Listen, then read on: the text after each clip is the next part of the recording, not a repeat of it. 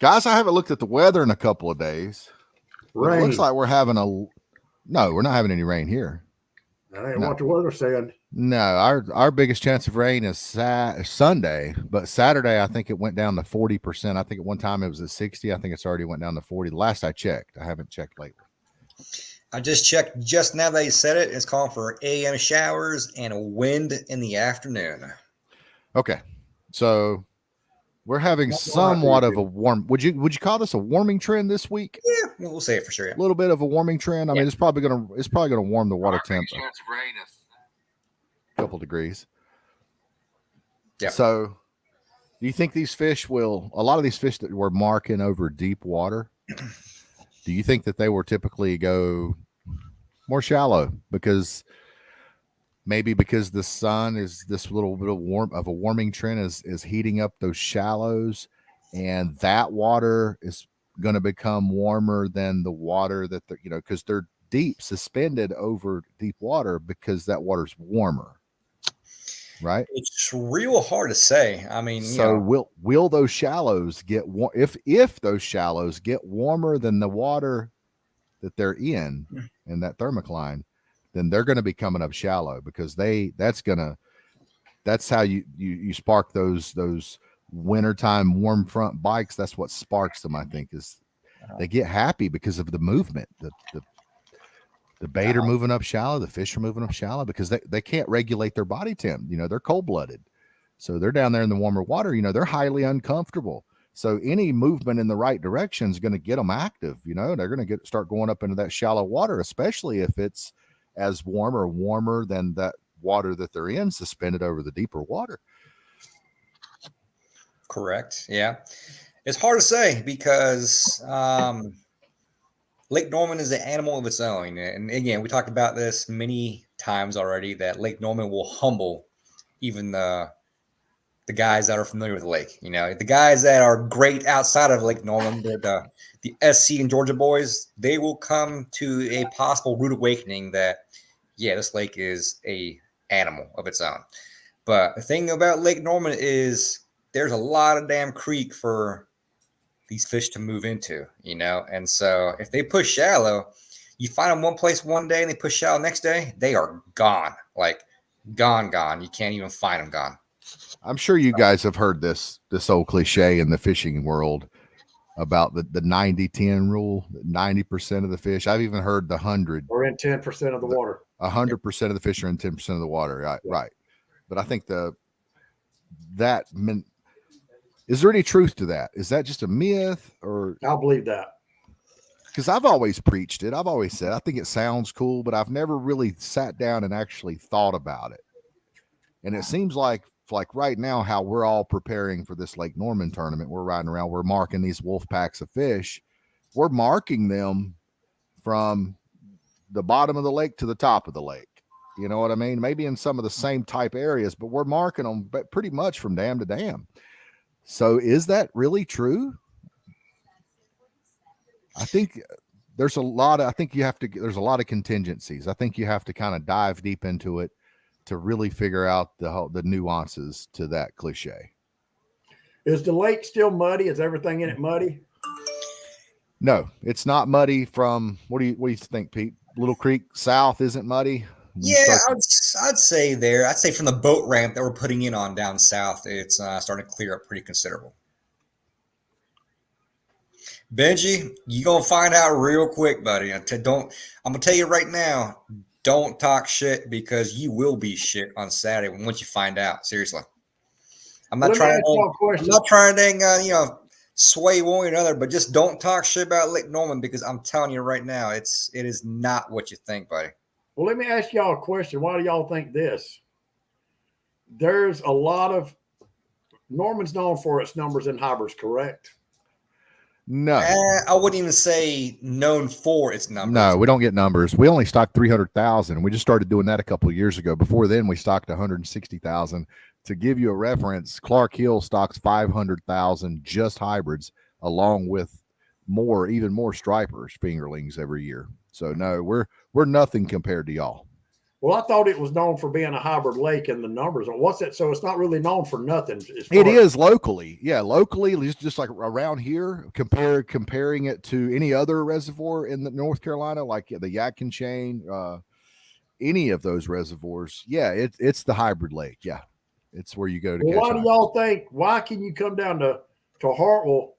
You find these fish in Hartwell, they'll bite, but they won't bite because they're stocking about 1 million No, that's more not what I'm saying, fingerlings a Junior. year. That's not what I'm saying. There's a lot more of them. No, buddy. But what I'm saying is, these boys finding these fish down here on Hartwell right now is killing them.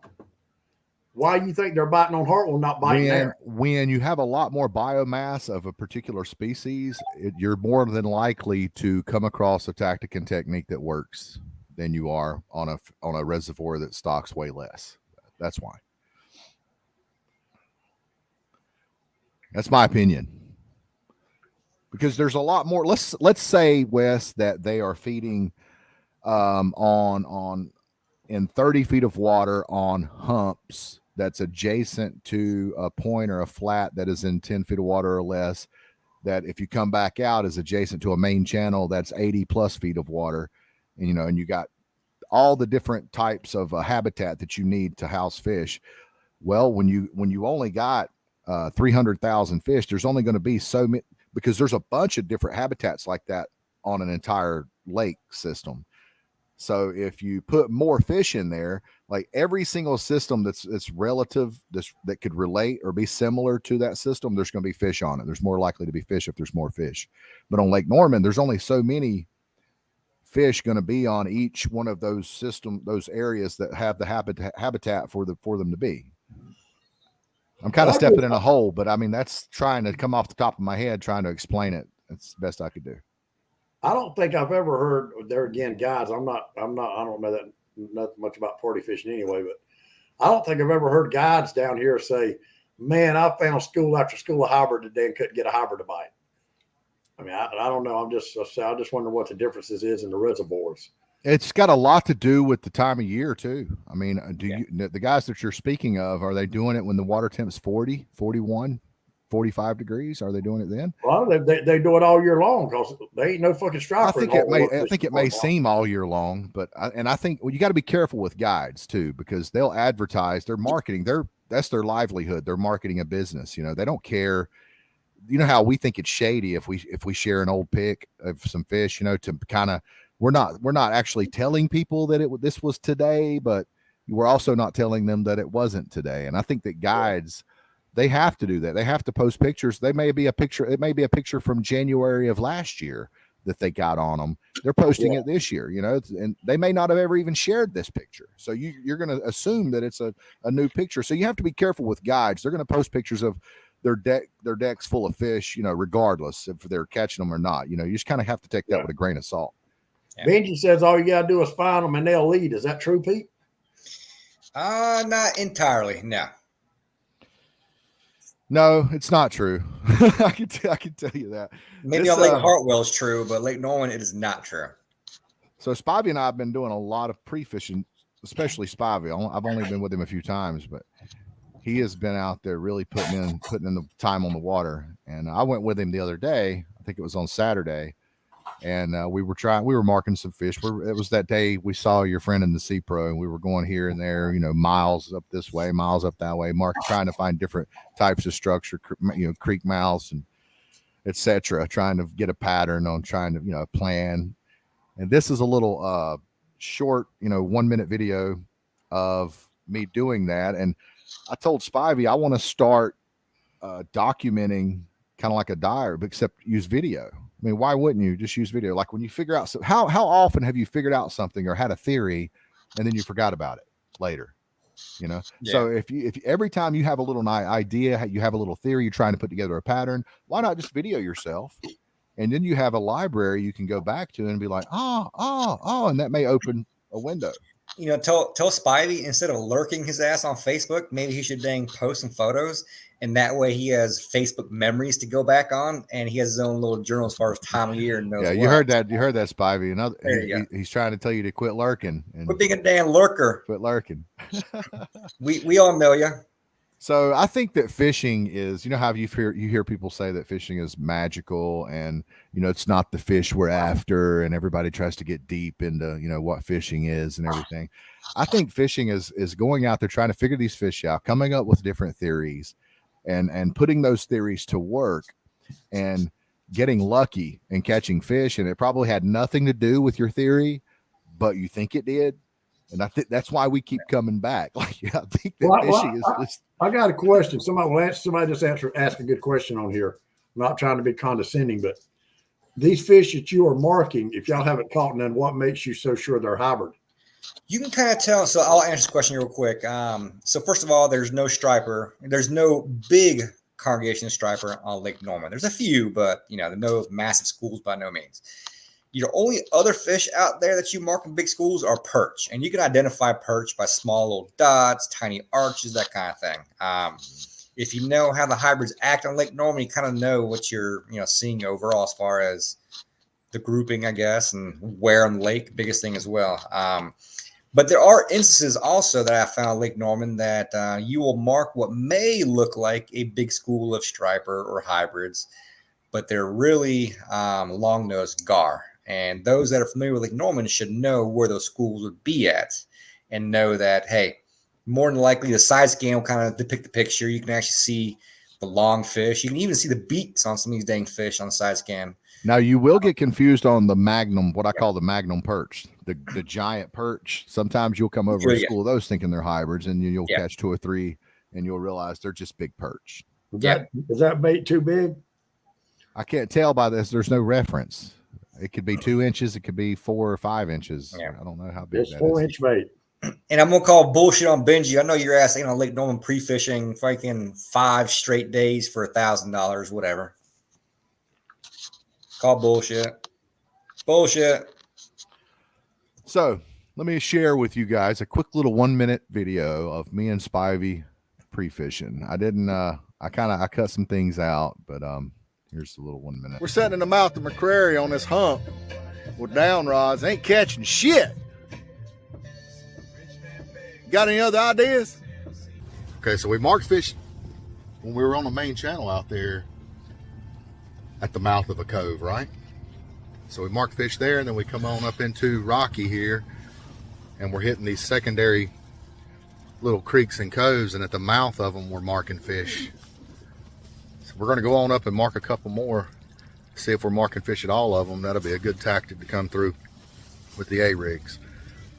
But I think we need to go on up into some of these deeper secondary creeks and see what's on up in there a little ways. We really don't know what we're doing. We're trying to sound like we do, okay? Okay, we got that. But we're marking fish on up into the mouths. So whenever we come back down trolling, we probably need to come on into the mouth. We ain't check the channel. We're fixing a cruise over here to this little hump I like. See that hump right there? Fixing. Today we're fixing this. He's on over here. Make sure you post all this for everybody knows. I'm not going to post this. This is for us. Everybody knows fish. This is for us. This isn't for everybody else. Post this. A little short boy over there. Little short boy. Go post this. Yeah. No one knows that hump in McCrary or Rocky, Skippers, State Park. I think it's funny what Daniel Skipper said earlier. Read this, Pete. Yeah, I saw that. Government Island. I could tell that dang Hovis is talking to his ass and telling him, say this, say that. Yeah. Hovis called me the other day and acted like he was trying to help me out, give me some advice, and being nice and cordial. I knew what he was doing.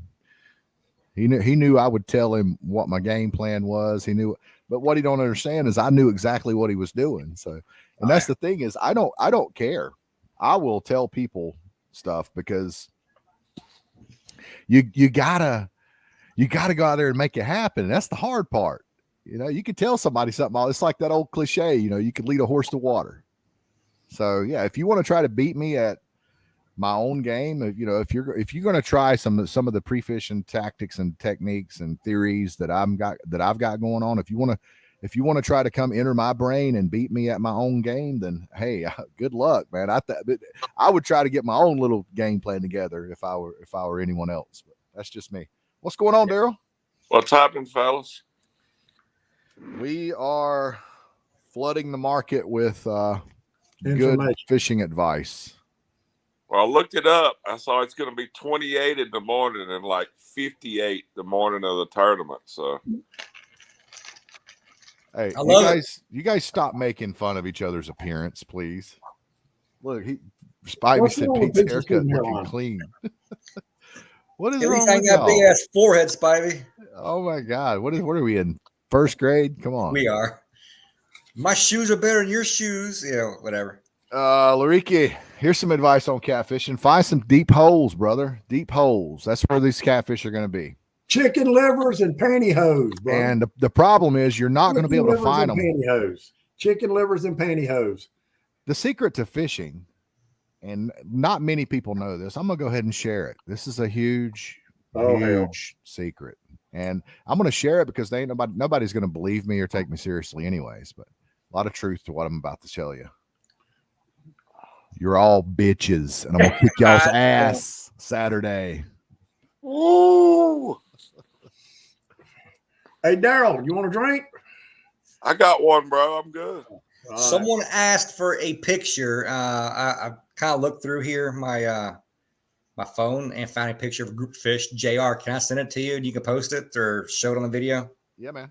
Send it to All me. right. Just so y'all know, this is an old ass photo, nothing recent at all. I had to go do a little digging. This is what a group of hybrid look like on Lake Norman. Not shit to it. Down from the way y'all talk, I can't even imagine there is a group of fish on Lake Norman. So, when y'all say that you find a school of hybrid and they won't eat, what are y'all calling a school? Well, they're on this hard tonight, aren't they, Pete? Right? You're saying we talking about 3 or 4 fish you found or an actual school? An actual school. Yeah, go ahead, take it, Pete. I'm gonna be busy for a minute. Sure. Anything, 3 or 4 fish or a school of 25 fish. The bigger schools, if you see a school of 25, 30 fish, those will normally bite. But these smaller wolf packs, more than likely, But they won't bite. I guess it's got something to do with you fishing artificials, Pete. I mean, Not really. you know what I'm saying? I mean, when you say they won't bite at all. You sent that yet, I mean, Pete? I mean, did they're not. going to eat pretty well on live Right bait. now. You know what I mean? Yeah. If you find them, that's the caveat. If you find them, Tell us Pete, about I got it, a question. I got a question about dragging these artificial baits, and this might be a dumb question. I actually thought about this today. For the guys that, and Pete, I'm going to ask you this. You don't have to be honest with me, or I don't care either way because I'm not fishing this motherfucker. But for the guys that say you fishing the A rig or an umbrella, what's the smaller ones? Not the umbrella. Is that the umbrella rigs? The big ones? A rigs or the A small. rigs. Okay. So you pulling the A rig and you trying to get it to run down 25 or 30 feet. You're using a downrigger, right? Correct. Would that bait work the same way? Say if you put a 6 or 8 ounce or a 10 ounce egg sinker on it, Maybe, but I've never tried. action. I've never tried. Still have the same action, or You can't pull it. You're talking about live bait. no? Pulling the A rig. If you put it on a little leader and then say you put an 8 or 10 ounce egg sinker on it with a People do swivel that. and People get do it that. down there and pull it. Yes, people do that. Probably not that much weight. Some guys, you can get away with pulling that much weight, but it's a high risk, high reward type deal. Yeah. I don't even know if it would be considered a high it'll reward, work. but And you got to understand when Pete's pulling a downrigger, You're gonna anybody get it pulling a hung up. downrigger, they also know exactly where it's at. So you'd have to play with an egg sinker a lot to figure out speed versus how far your line's out.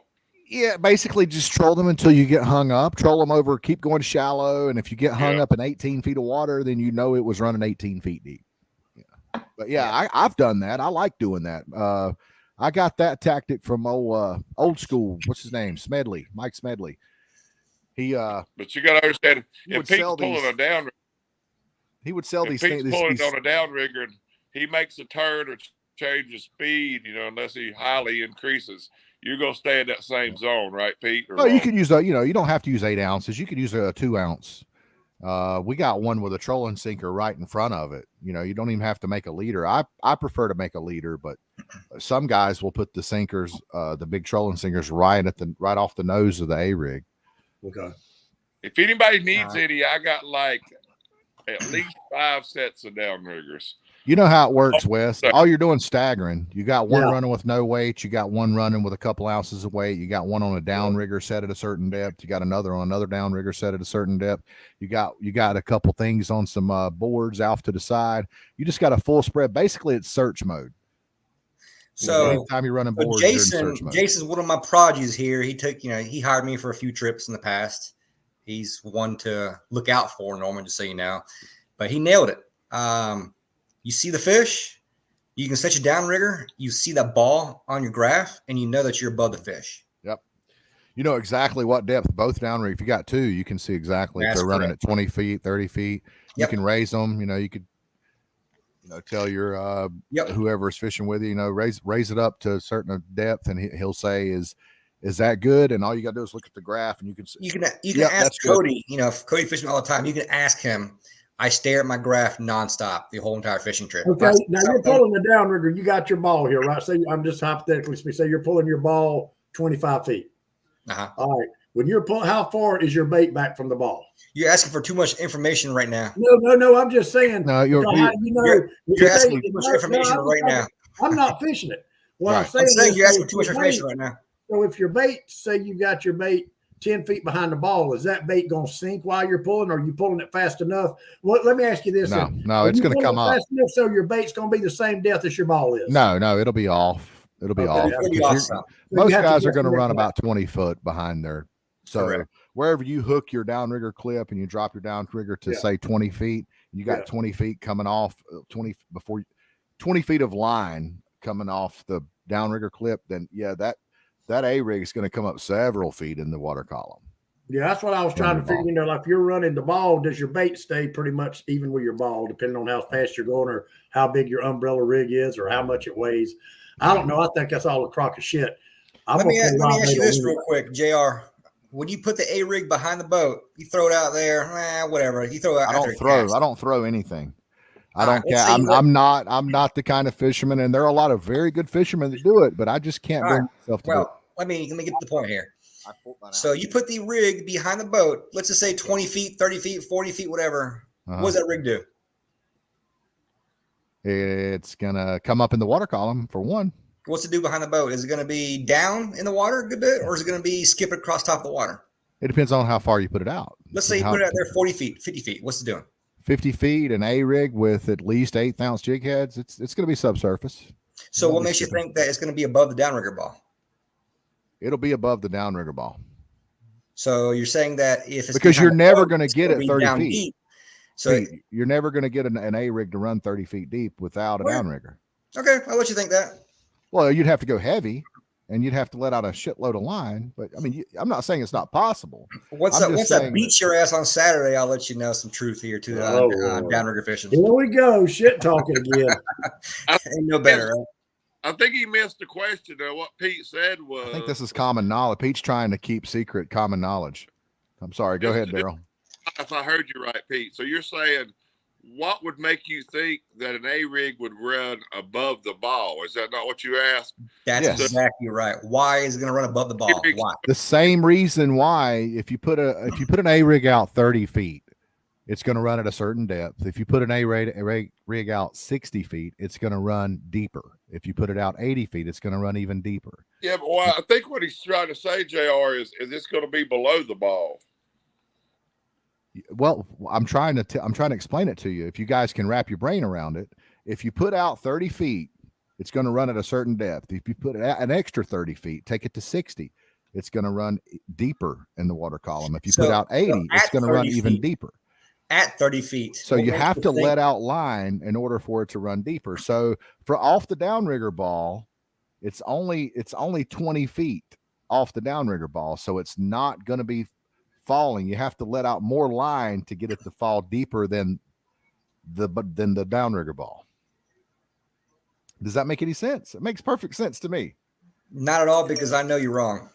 No, because I mean, there's a thing called gravity. I mean, gravity. Okay, so I'll prove it to you. When you go over, let's say you're in 15 feet of water. Okay, will your downrigger hit before your A rig? No, your A rig is going to hit. Yeah, your A rig is going to hit. You're right. But See that? Does that not prove what I'm saying? Or does that prove the opposite of what I'm saying? It If proves your the A opposite of what I'm rig saying, doesn't it? I'm confused now.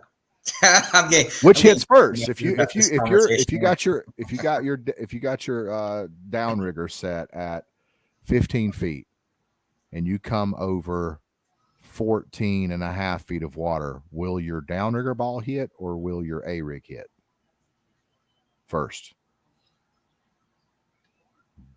You're in 15 foot of water and your downrigger ball is at 14 and a half. Is that what you're saying? No. Your downrigger's at 15. You come up into 14 and a half feet of water.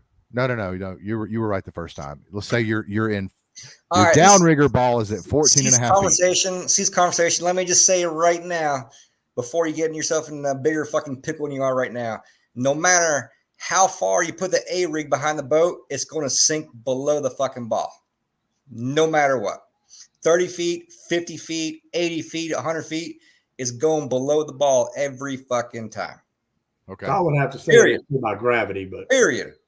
okay. Let me ask you this: would it depend? What Is if there you're gravity pulling? in water? Yes, there is. There is gravity in water. Yes, there is. Okay. Okay. What? I But didn't now know what? that. Now what if you say what if you're pulling something in current? How do you allow for current? How do you know? I mean, are you just guessing at to get does current change? Current's a way big you're- X factor for sure. Yeah. Current is kind of tough to control in current, to be honest with you, and that's where speed comes into play. But it does change it, yes. I'd say if you're going up current, it's probably going to balloon it up a little more. So this is going to sound like a dumb question, Pete. You don't have to tell me exactly what you pull. Why does shit float in water if there's gravity in it? I got all these It's called assortments buoyancy, Jr. It's called buoyancy.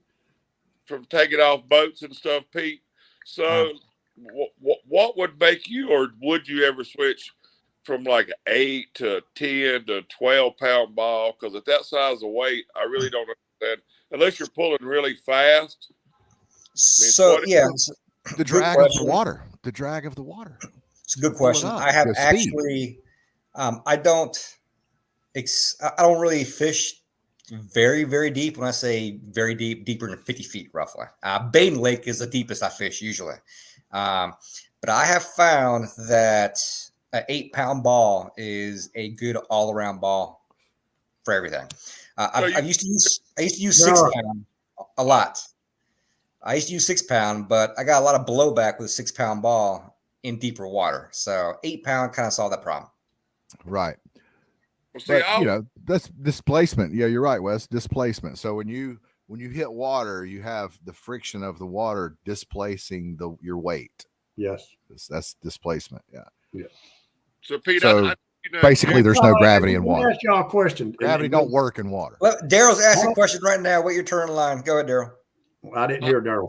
Jerry Hill, who I always consider downrigger and balls, and all that, like really, really deep. And Jerry, he fishes them in high rock all the time, and he's probably as consistent, as bad as high rock is. Yourself, he's a very consistent fisherman, for high rock and stripers, and that just shows to me having your bait in the exact location where he knows it's at all the time is not necessarily about you running. I mean, from what he may just want to run 10 or 12 feet, and he still pulls. He always fishes downriggers. The it's guy about speed. The weight of your ball is about speed. The faster you go, that's why if you're going to troll 0.2, you don't need but half-ounce egg sinker if you're down rodding. If you're going to troll over a mile per hour, then you need a significant more amount of weight. Like if you're fishing Chesapeake Bay, if you're right there at that bridge tunnel on a peak moon and you got 10 ounces of weight on it, your shit's going to be skipping up on the top of the water because it's not enough weight due to the speed of the water.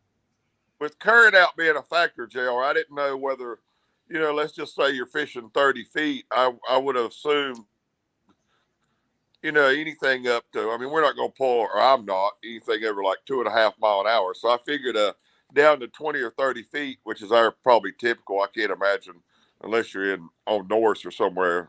I know Todd's dad fishes deeper water than that. Sometimes not with downriggers, but the gigantic umbrella rigs and stuff.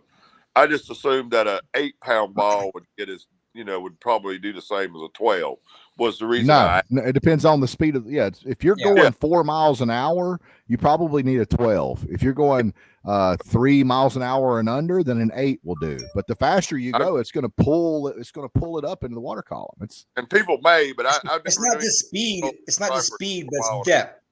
It's not just speed, but depth. The deeper you go, the more blowback you get. Yeah. more and hydrostatic. It's gonna kind of hydrostatic. balloon your downrigger up a little bit. So Yeah. But give You see, know example. why that is? why would you need a Give example here. downrigger? Look, Doc, I put a 6-pound ball at 40 foot of water. It's actually trolling about 32 because of all that blowback. You know what also catches a lot of resistance, and y'all not even saying it? Your line. Your line. That's what I'm trying to tell you guys. I mean, according to Pete's logic, you don't need a downrigger. The umbrella rig's your A rig's gonna fall. You don't have to worry about it coming up in the water column. So why do you even use an A rig? Why do you even use a downrigger if you can just let a bunch of line out to get it down at whatever depth you want? What's the point in having an A rig? I could do that, but I mean, also what's the allows point in me having a to put downrigger? 2 extra rods out there too. So I got a question, and Yo. I've asked this before. I've asked Google, not for what Google says, but you take an aquarium and put it on. You take a 100-gallon aquarium and put it on a scale. Put a 20-pound fish in it, no matter what species, catfish, striper, whatever. Where do you lose your poundage at because you're not going to gain 20 pounds? Where do you lose that weight at? I'm sorry. Could you repeat that question? Okay, you take 100-pound, take an aquarium with 100 gallons of water in it, put it on a scale. Uh-huh. Check the weight. Put a 20-pound fish in it. You're not going to gain 20 pounds. Where does that weight go? That's because there ain't no gravity in water. There is gravity in water. You just see If there was gravity in water, then if you put a 20-pound fish in that tank, it's going to weigh 20 you're pounds still more. missing it. You didn't see what I just showed you? Just like in space, you're weightless. Same There thing in is water. gravity in water. There's displacement, but where does the weight go? It starts with a B, Well, JR. you're getting scientific. Yeah, JR. technically you're right. Yeah. You're right. But common sense wise, you're wrong. But JR. scientifically, you're right. It's the weight goes somewhere. Where does it go? And it starts with a B. It's displaced by the water. It That's starts with buoyancy. a B, JR. That's Google it, JR. That's It starts buoyancy. with a B. I just said It's it. called buoyancy. That's You what I lose said. the weight of Buoyancy. the buoyancy. You didn't say Due buoyancy. to displacement. Okay. Displacement. That is Okay. buoyancy. I'm trying to tell you what buoyancy is. You're right. I You got just literally gave the definition on your phone 5 minutes ago. and it told you there is gravity in water. Yes, If but there was you're gravity in water, JR, technically there is. If you drop a Technically. sinker in the lake, what do you think makes the sinker come down through the water? But what I'm trying to, if you'll just listen to me. Are you listening? You lost me. Go The ahead. displacement of the hydrostatic friction of the water, the displacement, which is buoyancy, Where the is microorganisms what are. reduces the gravity. It's what makes the gravity non-existent.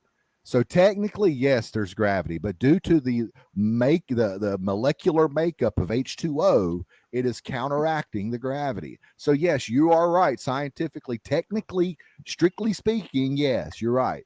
But Thank you. That's all I wanted to hear. okay, all right, we'll leave that alone.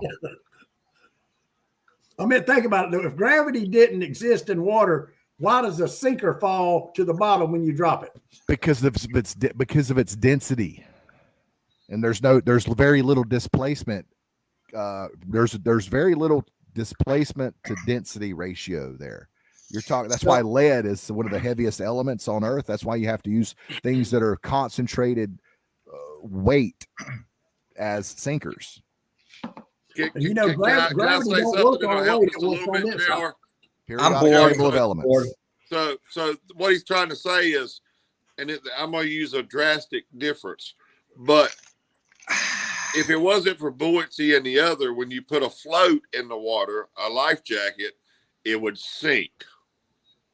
But because of what it is, gravity Right. doesn't work the same. It's very Is that it's the a opposite. thing Yeah, for you? it's the opposite of dense. Styrofoam is the opposite of density. So the Right. heaviest metal on the planet, I don't know, one of them is tungsten. You know, tungsten's pretty expensive, but you guys know as well as I do, you can use a smaller tungsten weight and get just as much weight as a larger lead weight. And you can get that's why the cast nets with the steel, the eco-friendly plastic coated steel balls on the cast nets, that's why they suck, because they're not. You'd have to go real big for a steel weight, a lot to equal the weight of lead. It's just density. That's all that is. But imagine how It's fast. kinda like if you, But if you Anthony get- Johnson you get on- because gold's so heavy around the cast net. that's kind of like if you get on a building. If you get on a building That's and pretty drop good. a penny, you can take a piece of copper that weighs 10 pounds and take a penny, a pure copper penny, and drop them at the same time. You say, which one's going to hit the ground first?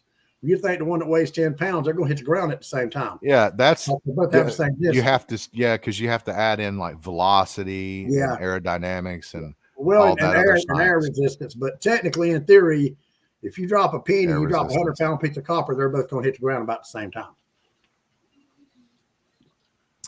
Anyways, G-Lo. back to fishing. Let's talk about fishing. Gravity sucks. So who all's coming, Wes, from South Carolina? Who you know that's in? Benji Smith and Chris Brown for sure, and that's all I know of. Scott made up some shit about he was called into work. He even made up some kind of little graph and text to me and highlighted his name in it. He got scared. Yeah, said Perry had to work Saturday. I don't know how he made that shit up. You just don't want to give me my damn bottle of whiskey from last tournament. Is what it Yeah. is. Yeah, he just didn't want to pay up from the last bet, right? That's right. Yeah, we're all pretending like we're scientists over here, Anthony and Yeah. Jimmy. Yeah, ain't none of us. I want to talk fishing. These guys are trying to get me on. Actually, you're the one that started the whole Battle. conversation No, about no, gravity. no, no, and shit. Wes- You're right. Wes It was did. Wes. You're right. You're right. Big words on us. I'll tell y'all what North Carolina boys are famous for. Oh, and hell. I didn't know this until I first started striper fishing about Oh, shit. 10 years ago. And a guy from North Carolina named Scott Morgan is the one that got me into striper fishing. Scott is a great guy. The first time I went fishing with him, he was using number 2 treble hooks with herring. Never seen nothing like it before in my life. He said, 99% of us out of North Carolina, everybody out of North Carolina uses treble hooks. I was like, really? He said, yes, sir. He said, that's Party why we fish catch more guys do, fish. yeah. Yeah, he said, that's why we catch more fish. Yeah, it helps because like you're matching the hatch a lot down here in North Carolina. Yeah, You know how gotta use they'll those want a small short baits. bite or go up to a bait and just kind of pick at it? You got 3. He said, here's the deal, Wes. You got one hook. You got one chance of hooking him. You got a treble hook. You got 3 chances of hooking him. Yeah. Yeah, he's right. Yeah, he's right. But, and you don't really have to be a conservationist for hybrids. So, I mean, hell, use a treble. You want to use a treble? Use a treble. It's a put and take fishery. They're making as many as they want. There's no limit. It's just how much biomass can that reservoir hold, and they're gonna Oh, stock shit. them. Raping Clark's Hill is what the North Carolina did. Damn, did y'all rape our lake? Yes, we did. I know. Hell, I can think of a dozen guys that were going down there regularly years ago and just filling up 150 quart coolers. Man, Hell, I raped Hartwell the 2 times I went this year and last year. I ain't gonna lie. Anthony Johnson, you got an invite. Why are you couch sitting? Anthony's stalking. He's stalking. man, us he's tonight. probably relaxed. He's probably He's stretched lurking. out. He's probably sitting in the living room Lurking. with his wife watching TV, stretched out. Man, He's don't worried put no because his pressure on ass him. ain't caught no fish. They ain't put the first fucking hybrid in the boat. Yeah, they want to say that they're being all secretive. They're not sharing I ain't put the anything. first Hey, fucking I'm hybrid pretty in the boat. sure. I'm pretty sure I saw Anthony at the ramp yesterday. That motherfucker didn't want to say hey or nothing. He just Yeah. fucking dropped his boat and left. Oh, Anthony, right. he's rude. He Yeah, won't talk yeah. to you. You Rude see as him out in fuck. public. He acts like he don't even know you. Yeah. In his fucking Because he ain't Denali. catching no damn fish. He's scared you go and Yeah. ask him, Anthony, you catch anything Right? today? No, man. He don't want to say, no, I didn't catch no fish. He'd just rather haul ass. Not even a wave or anything. Just I that's know. it. He Yeah. wants to hear what you doing. How you doing? Yeah. How many did you catch? What you using? Did you catching bait? All right, bye. That Gone. damn 250 is too good for all of us, apparently, I guess. I don't know. Now he's going to say whatever instead of getting his ass on here with us. He's just going to say whatever. Them fish gonna be pushing up on the shallows, ain't they, Anthony? I know you got a game plan. Let's hear what's your game plan, bud. He You're gonna be game fishing plan is to shallow, fish ain't you? when You're gonna be using some tiny baits, pulling them shallow, nice and slow, just enough to get that paddle tail to work. Context is going to be a tournament winner. I know they should be sponsoring the tournament because there's going to be a lot of Kitex. Because even the guys that use those striper sniper, those big stupid saltwater soft plastics everybody's using, those guys are really going to be using some damn Kitex. They ain't going to be using them striper snipers. Well, I got a whole list of all the sponsors that we have to name while we're out there. I can't even keep up with all that. Damn. Hey, Daryl, you got your victory speech already written out and everything? Dude, I couldn't. I mean, the pro staff list that Johnson's on is like it would sound like friggin' Abe Lincoln's Lewis, we don't mean any disrespect, but this is we are just a little some small town guys. We started a show, and it's very it's pretty much local. What does he mean the F-bomb? The word fuck? Yeah, and hey, we love that you're here watching, man. And we're sorry. We know that people got kids. We know that people's got family, and this is also Facebook. This is the 18 years old. They shouldn't be on here. This is the corner. They can be on Facebook that's fine, but this is the corner of the internet that it's for adults only. And I mean, I'm sorry that we can't. Well, I'm not. We can't, restrict, certain people from watching, and I do apologize. But we're just being real. That's the name of our show, Real Fishermen. This is how we talk. This is how you probably talk when you're with your buddies out on the golf course or out on the boat or whatever, when it's just you and the boys. And that's what this is. So I apologize if we offend anyone, but I just don't think cussing is really all that bad as people think it is. James Long. It's been pretty tough. I'm glad you missed the other show, whoever you are, dude. Right. Oh boy. But we do appreciate you watching, though. It's we want as many people as we can get to camaraderie and chat, comment, question each other, learn stuff, and it's just a fishing show. Mr. Parker, I got a question. Why don't we need to drop the F-bomb every sentence? That's what really. Sometimes you have to use that word to get your fucking point across. You know what I'm saying? That's right. I mean, so, yeah. If I want to if I'm trying to get a point across, I don't want to have to use a substitute word. Yeah. I may not get my point across. I mean, I want to make sure I'm getting my point across. I want to use the best word possible. Sometimes that's a cuss word. I want you to know that I never fucking cuss. Just like the other night. Hell, if you'd got on that show the other night, our favorite word was. What's up, man? I'm sorry, Anthony. I'll add you to stage, and then Wes will be adding you to the stage at the same time, and one of us ends up removing you. Sorry about that. What the hell? Hey, too many Chiefs, not enough Indians on this show, man. His head takes up the whole picture. Yeah. Oh my goodness, boy! Anthony done gone wild. We got daggone shirtless Anthony up That's here. right. Hey, get Spivey on here with him. What the hell's happening here? What y'all done here? Well, we in here talking about why we're not going to catch fish. Well, I know I'm on here twice. How the hell's that? What about Somebody you? dropped the F-bomb. I heard that. Well, if we don't say the F word, can we say motherfucker? Listen, Damn. Anthony, I think this is gearing up to be a perfect time for this tournament. I think it's going to be much, much better than last year, because this year we got somewhat of a warming trend this week. We got a peak moon. The tournament's actually going to be held the day after the new moon. We've got a warming trend. We got some pre-frontal conditions. We got a front coming in, a bunch of rain coming in that next day on Sunday. I think it's kind of gearing up to be a set up where people can actually have some success. I think there'll be more people catch fish this year than last year. What do you think? So what you're trying to say is you think you might actually catch one this year, JR?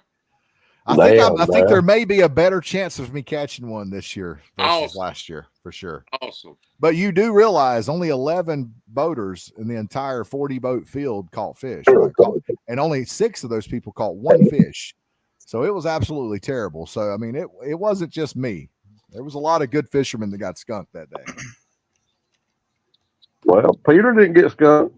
And we didn't get skunked either, by the way. We caught fish. We caught 6 fish. Every one of them were just short of 20 inches. So we were this close to winning. Close to winning that tournament. Shit. I'm going to tell y'all the truth. I had 2 fish on that tournament that were legitimately touching 20 inches. I'm like, you know what? It ain't fucking worth it to me to make a fool of myself in case someone says no. I threw them back. I should have 4, maybe 5 keepers that day, but I decided to take the high road and bring in only 2. Hey, There you hey go. Pete, will we have a tape measure up there at the scales? So if we question anything, we can be put on the scales. There'll be a board, yes. So hang on, let's pump the brakes and back up just a second, real quick. You only brought 2 fish to scale last year, and you actually won the tournament. A tournament in which No, he it's didn't a win. 4 He was fish. I second. didn't win. I think Okay, it well, was you were eighth, maybe? second. I think it was He was eighth, second. possibly. Peter. I thought you won last year, Pete. No, I won the year before last. That's right. Russell won last year. You won Yeah. the year before last. Russell So had you 4. brought 2 fish to a 4 fish weigh-in and came in second. Came in eighth. Oh, you came in 8th. Yes. Okay. You 2 weighed fish 2 or to 3 a last 4 year, fish weigh-in Peter. and came in 8th. You finished top 10 with half of the freaking limit. That's insane, dude. And you guys are talking shit to me for not catching a keeper? You didn't Really? catch keeper, so yeah, we're talking. Yeah, shit. but Oh my God. you're the biologist. The photosynthesis, I am not the biologist. I'm no more of a orgasms.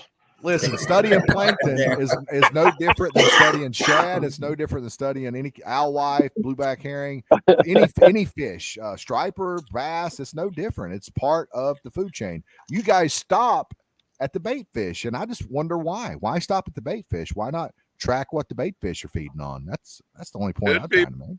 Catch fish. Huh? It could be because we catch fish.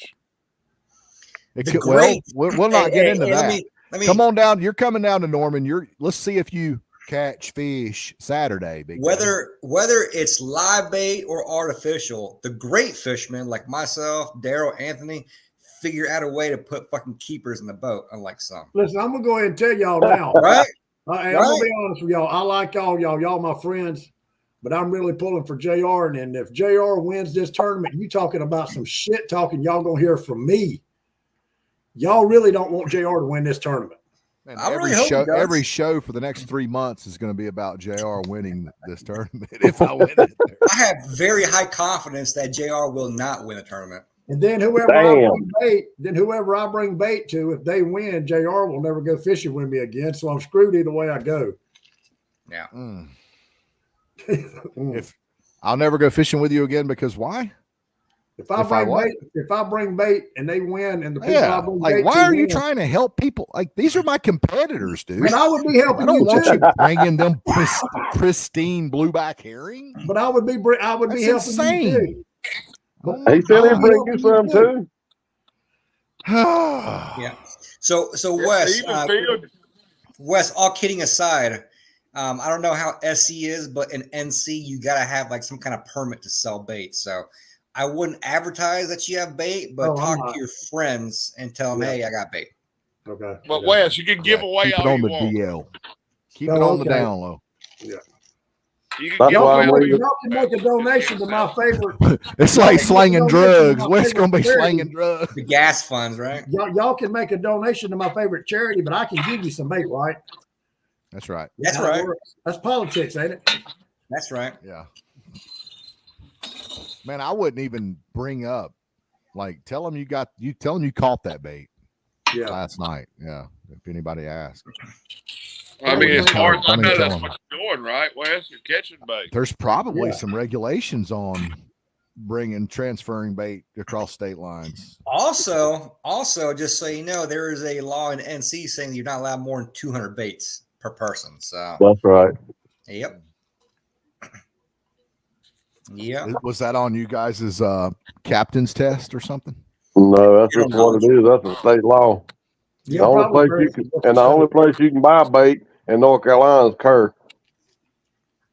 Is that not insane? Like, yep. Yeah, why? I mean, why? I don't understand now. How That's can North Carolina? I tell you, the dumbest part of that is you can go to High Rock and legally buy all the dead shad you want. They freeze them. You just can't sell them alive. I mean, by the millions. They bag them up by the gallon bags of shad. So we must have an issue with our bait. Like, there's more of a chance of it not being. It's not as sustainable as other states. Well, I used to catch bait when down at Midway. I would go to High Rock and I'd catch 1,500, and that's what I'd bring back to the store. And so then you they were the would one sell them. stocking Midway back in the day, huh? Yeah, I used to buy bait awesome. from Midway. Yeah, but then they started going up, man. They went up to like like $12, $10 $13 a dozen. then $11 a dozen, and then like 12, and then like they just kept on going up, and then they just all of a sudden went out of business. Well, let me ask y'all another question. Say you're live baiting. Say you're live baiting, you can't get nothing to bite. You're right on top of the fish. What if you took a herring and cut him in half, almost like cut baiting with a down line? Have you ever tried that? Do you think that would work? They smell a little blood and entices them a little bit more. It'll work. Because they don't act like if they're acting like they don't give a damn about it while it's alive, maybe they might want it while it's dead. Here's the deal. There's reasons why certain tactics work certain times of the year. And like right now with the water temp being in the 40s, the fish are lethargic. They're not eating. It's not because they don't want to. These fish are miserable. These fish are cold. They can't rake. Damn, what is all that? Who's got all the feedback? I'm gonna have to mute you. I'm gonna mute you, Daryl. You got a ton of feedback here. Okay. So why like for example, when you go crappie fishing, you ever went crappie fishing in January, February, and the bite's extremely tough? Like vertical, something that's popular around here. I go to like boat docks and I'll vertical jig, like little, y'all know what little jigs I'm talking about, little 32nd ounce jig heads. I don't want to say it because not everybody knows about them. So anyways, that stems from ice fishing is what that stems from, using the little 48-inch rods, the little 4-foot rods with the little 500 size spinning reel. We didn't come up with that. We stole that from ice fishermen. And what they do is, like, some of these rods have little thin tips on them, and you don't have to, how when you're vertical jigging those little small jig heads, how you're reeling real slow, and you're using that little 32nd ounce jig head, and then all of a sudden, you're watching the line and you'll get a hook up. Well, some rods have a tip that's thin enough, and they also have these things called strike indicators, which they use what they call dead sticking up north. When you're ice fishing, they'll have this little contraption that goes over the hole when you're ice fishing, and the rod's just setting there. They're not even touching. It's just on the ice setting there. And that little jig down there, there's enough current in that water where that jig is just barely moving. And that's what these fish want. When that water is extremely cold, I've had to downsize my line all the way to 2-pound line. I've used 100th ounce jig head just to get these crappie to bite. I'll take a little flick tail and cut it in half, and I'll just make everything as tiny as possible. And sometimes that means that's the difference in a tough bite. The guys that aren't catching fish on the 16th ounce Bobby Garlands and the bigger, stiffer rods, and I'm catching them on the little small stuff, because sometimes those crappie, they come up and they just barely inhale that bait. They're so lethargic. They're like, I'm lazy, I don't want to eat, but since this little tiny bait's right in front of my face, I'm just going to suck it up. But the water's too warm for that shit right now. The water temp's 45. Anthony, is that too warm? I thought 45 was pretty cold. No, hell no. Pretty cold around here. I don't know where you're finding 45-degree water, unless you're going up in the river. Well, the way you judge water temp is first thing in the morning. If somebody says the water temp's 52 and they're out there at 1 o'clock in the afternoon, it's not 52. The way you judge water temp is, tell you all this here. First thing in the morning, right at sunrise. What is the water temp right at sunrise? And on Lake Norman right now, right at sunrise, the water temp is 45.9. So that's cold. Those fish are lethargic.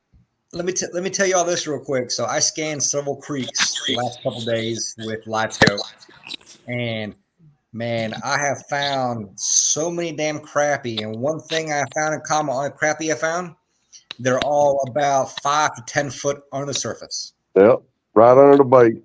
Yep. I'm talking about big crappie, piles of them. Now you're not being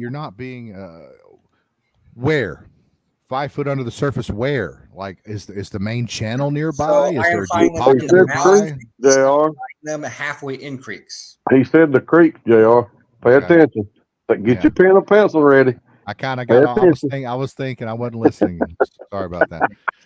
But, all right. Let me ask y'all this. They're not hanging deep for some reason. Are the crappie biting, or crappie fishermen catching crappie? Yes. Oh, yeah. So what? But the hybrid won't bite.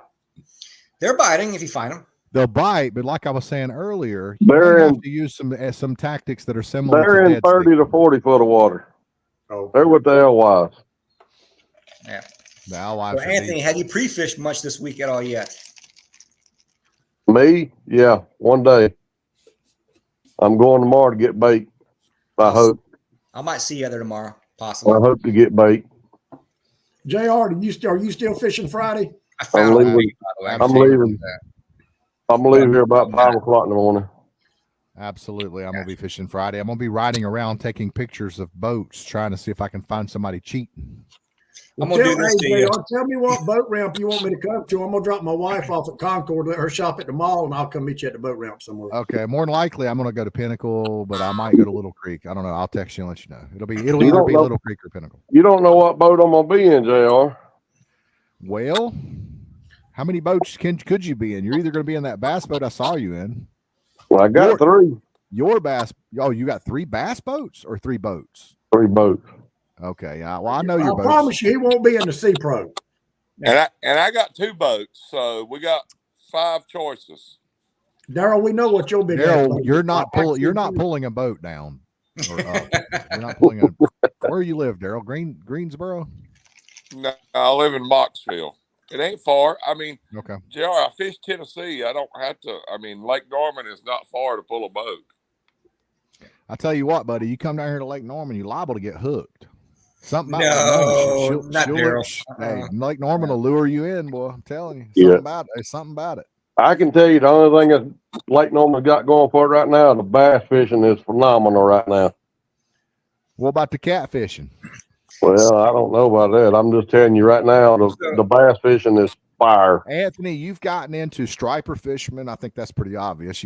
You're one of the first guides that I knew of when I started striper fishing. You're into bass fishing. You've won some pretty big bass tournaments. You know, you're in the hybrid fishing. Why aren't you into catfishing? I know I've seen you catch some catfish, like while you're catch no damn turds. Usually when you catch, well, no, never mind. You just got back from a trip to Santee, so you're into catfishing. What am I talking about? It don't matter. Whatever they pay for, I'll take them fishing. Hey, his wife said if he started catfishing, she's cutting the money trail off. Shit. Whatever they pay for, they want. I'll do it. You want to go catch skipjacks? We'll do that. You want to catch white bass? We'll do that. We want to go catch catfish? We'll do that. I don't care. I'll tell you what. Well, I'll tell you what, Anthony. How much would it be for me to charter you on Lake Norman Thursday for hybrids? It's a premium, $1,000. $1,000. Great minds think alike, don't we, Pete? Since you do $1,000, I'll do $950. Damn, you gonna undercut me? I take it you guys don't get any clients on Lake Norman for hybrids right now. This is my prime time right now, to be honest with you. And so if somebody called you right now, Pete, would you take them out this week? I would go tomorrow, yes, but that'd be my cutoff tomorrow. Tomorrow? All right. So I could give somebody a few $100 and be like, hey man, hey, book this guy, go fishing with me tomorrow. Pete, I asked this earlier in a question, just typed in. What's the thought behind no striper at all this year? It's not really a thought. It's something that we've always done, no striper. And the reason why is because we don't want to give that advantage to someone. Like, you know, in the years past, they've had this tournament where, when I say years past, everybody got a chance to catch them. That's correct. But, you know, some can actually target them, i.e., you know, and I'll just say this because 3 of the guys here understand Lake Norman. You can go to the back of Mountain Creek and catch a 10, 15 pounder right now, maybe. Right. You know? A lot of guys don't know that. So you go in there, you know, you come out with 1 10-pound striper, you've pretty much got top 3, no questions asked, you know. So the thought was 5 years ago, have it a hybrid only since it's a hybrid fishery. That way, everyone's got an opportunity, no unfair advantage, no luck with one guy maybe catching. I think that you're right, but I also think it has a lot to do with, you know, I think that Russell, you know, the guys that started this tournament, I think that they take a lot of pride in the hybrids. There's a lot of pride, and you know, hybrids have their own culture that's separate. Personally, Trevor's the one that had this idea. Okay. And the reason why he's not doing it this year is because they have a lot going on with businesses and vacations, kind of stuff, so they can't do it. But back then, they wanted to keep it an even playing field for everyone, hence why it was hybrids only. Anthony, I guess, you know, you're kind of up there with the Lake Norman experience there. You know damn well on Lake Norman, there's 3 places this time of year you can go to right now, you know, and the average. Hold on, stop. Oh, Hey, now Pete. I think you're full Stop, of shit. stop, Pete. stop. I can't hear nothing nobody's saying. Somebody's feeding back like hell. All I hear is a It's bunch of static. Daryl. It's Daryl. Oh, okay. Okay. Daryl, can you unmute yourself, Daryl, or do we have to? It wasn't me, JR, because I had been muted. It's not me. Oh, Who the hell is it? Yeah. It's Daryl. Daryl, can you mute yourself? And while you're not talking, I just have mute been yourself. muted. Unless Okay, I'm okay. talking, I have been muted. Okay, yeah. That works good. No, what are you gonna say? So, anyways, yeah, you Well- know, Anthony, I'm sure knows, like, you know, any other Lake Norman OG. There's 3 or 4 places time of year you can go to Lake Norman right now where you're pretty much have a very good shot of catching a 8, 9, You're 10. full of shit.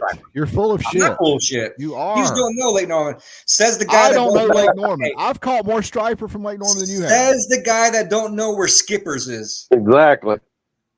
Just because I don't know the nickname for a creek on Lake Norman, just because I'm not part of a circle jerk, because I'm self-taught and I fished solo for my entire striper career, that makes me not know as much about Lake Norman. Fuck y'all. So that's why we're doing. I bet I know 150 and up way better than y'all do. I don't think You're so. stupid. I don't think so. I bet I do. JR, I growed up on that lake, bud. So shocking enough, I actually spent most of my years fishing the southern end, Davidson and Ramsey Creek down there, and that's where I carved my teeth on Lake Norman. And that is the hardest part of Lake Norman, in my opinion, to fish, hands down. You're Hey, when I crazy. bought- Everybody bought- knows 150 and up's tougher. Yeah, why absolutely You not. catch Absolutely less fish, Bullshit. but they're bigger. That's upriver. bullshit right there. I'm not talking Hey. about in the spring. Oh, okay, guys. Come Saturday, I want to see you They guys used above to have- 150. I want to they see y'all used to both have- above 150, okay? We used to have a tournament every week, every Sunday down there. Every Sunday. Striper tournament every Sunday. Yeah. I mean, it was guaranteed every week. And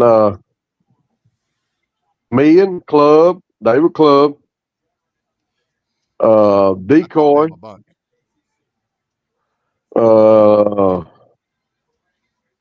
trying to think who else. Chuck, right? Mike Lundy, all of us fished the river. If we caught a fish out of the river, your ass was had. Well, it was so bad they cut the river off till we couldn't fish the river no more. Couldn't go past Bill Kales. I thought, that's fine. Hell, I'll just whoop you in the damn lake. I started fishing McCurry, Gold Mine Island, Mountain Creek, and whooping their ass just like that. So it don't matter, lake or the river. It don't matter. Yep. I'm just telling you. Hey guys, what's the boat ramp? A couple of years ago, I bought a 22-foot sea hunt from a guy out of North Carolina, and I met him at a boat ramp on Norman. And I can remember it seemed like they had like 10 or 12 ramps. It was huge. It was the biggest boat ramp I've ever seen. McGuire? Blythe, I meant. Was it Blythe?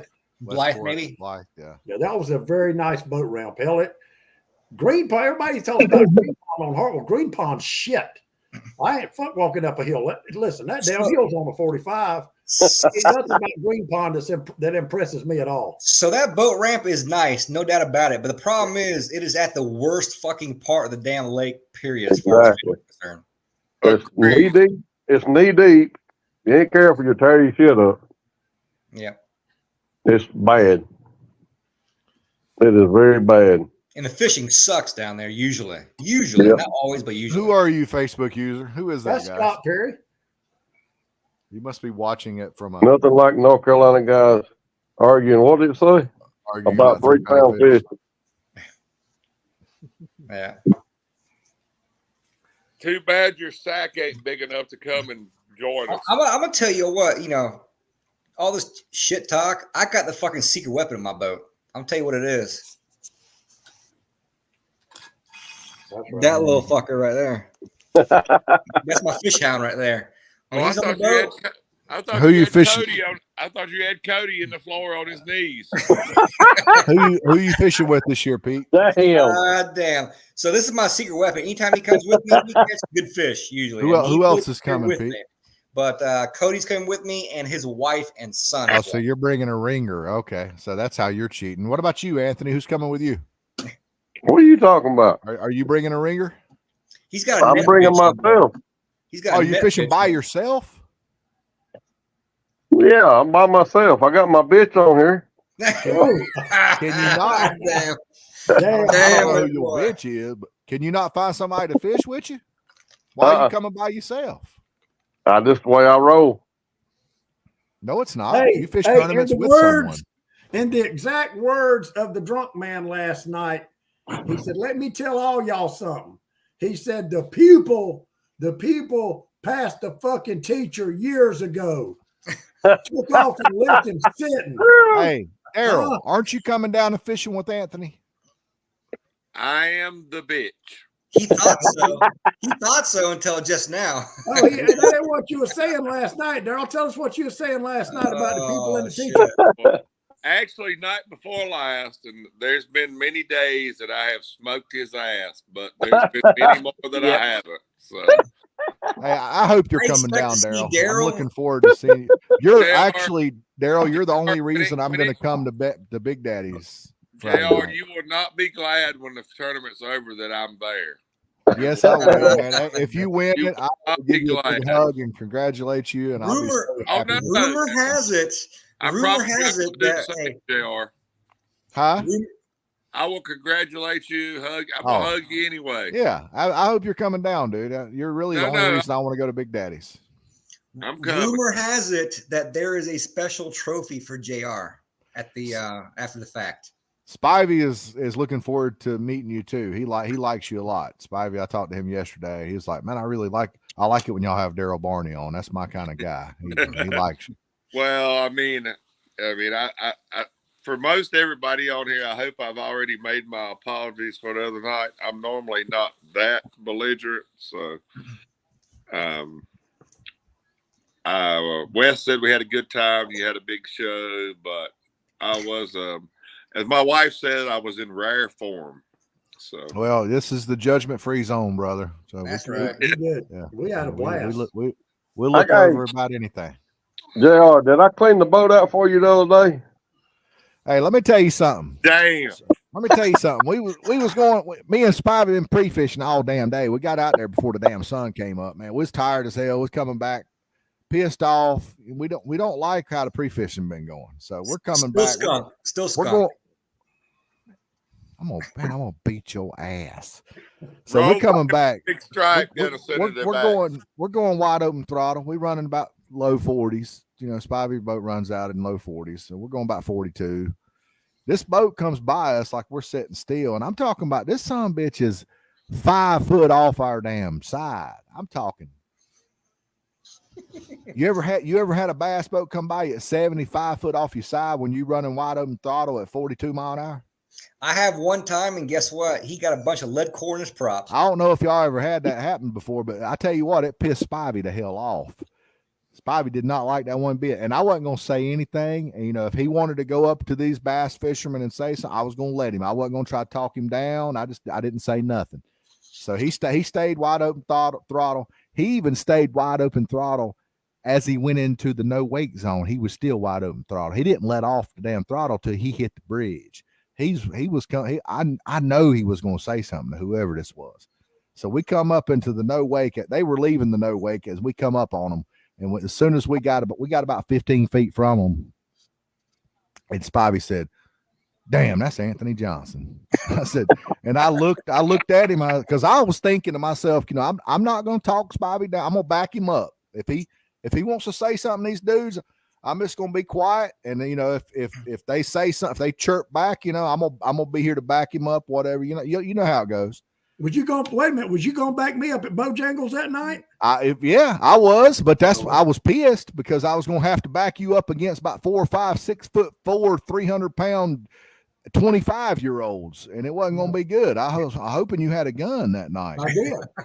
Damn. But anyways, we pulled up and I heard Spivey mumble under his breath. He's like, "Damn, that's Anthony Johnson." And I looked over there, and I'm blind. I can't see as good as Spivey. And I looked, and I said, "Damn, that is Anthony Johnson." About that time, Anthony said, "What the fuck are y'all doing?" And yeah, he asked us how many fish we caught, what was using for bait, and a couple more like invasive questions. And then he was like, "All right, I'm gone," and then he took off. Invasive questions. Yeah. Hey, Yeah, Anthony, he was trying to get our damn game plan and shit. Anthony, I had JR so nervous at Bojangles that night. I thought he was gonna run to the truck. Anthony, did that big old four-headed spivvies poke out from 2 miles down the road? Oh yeah. Yeah. So where is Big Daddy's, guys? I've been wondering where It's is all this 150. Yeah, when you leave the boat ramp, you take a Pinnacle? left, Pinnacle? go to Mooresville, and it's from Pinnacle. It's about maybe 3 miles on the left. You can't miss it. JR, okay. JR, if you get off exit 36, it's halfway between there and the rock landing. Okay, so what you guys are telling me that is y'all are actually y'all are going fishing, and y'all are going to leave the lake and go there, aren't you? Mm-hmm. I am actually going to call That's it why you quits chose- around that's why 1, you 2 chose o'clock that. on Friday, drop my boat off, drop my dog off, and then come back. But keep in mind, I got a lot of shit to do as far as shit to pack, bring, whatever for Saturday morning. Oh my God, dude! You got me plenty of rigs. I got none for you. I got some for you. I got some for you on Sunday. Oh, damn. Damn. Oh Hey, my God. everybody on here is talking shit about how they're gonna blister each other's ass. But I ain't heard nobody talk about no side pots or no side bets or no money or no liquor or nothing. Good man. Everybody's just talking Good man. shit. Glad he said something. Well, What I wish they would have done. I fished this bass tournament trail called the CBC. I won it Lake Norman last year. Now what we had to do, you can't be on the lake a week prior, and you can't get no information whatsoever. So when you go out there on Saturday morning, everybody got the same playing cards. That's what we should have done on this right here. No pre-fishing. Show up on Saturday and go get it. Well, So, you sure are taking advantage of it though. Let me For you to be preaching otherwise, you're going to be out there Friday. I'm just saying, next year, no pre-fishing. So Well, Anthony, then if you're against I'll go pre-fishing, ahead then and why add are this. you going to be out there Friday pre-fishing? Because you Everybody can. else can. Because you can, right? So Anthony, that was discussed for sure. And we absolutely 100% want to do that. No questions asked. My God, y'all want to make it as tough as possible. Shut up. Huh? You're already Shut up. having it in the 1st of February. Shut up. Jesus Christ. But the problem is half the folks live on the lake that are fishing this tournament. And so it's very hard to monitor who, what, where, So You take a polygraph and fail the polygraph, you're done. true, but the polygraph costs money too. And we don't want to do that. $500. $300? 1,000. No, they ain't. They ain't that much. $1,000? It ain't that much. Or Pete must be getting them I down. promise CS. you. Keep I in promise mind, it ain't that much. you're talking about Lake Norman money. You go to any other lake, it might be less, but around Lake Norman area, it's $1,000. We looked it Pete, up. they called it an FBI polygraph, dude. Nah, the guy that does our stuff on our winter trail does it for $300. Does he? All right. Man, let's do $300. Let's do that. Hey, guy, I tell you what I will do. I got a little bit of confidence in JR. The Pete, I'll bet you 25. Anthony, you 25, and you, Daryl, 25. Not saying he'll win, but I bet each of y'all 25, he'll beat y'all. All day long, baby. All day long. I ain't even got pre-fish the rest of the week. I got this. All right. All right. Well, listen, you got to pay up. I'm down, Jeff. I'll pay up.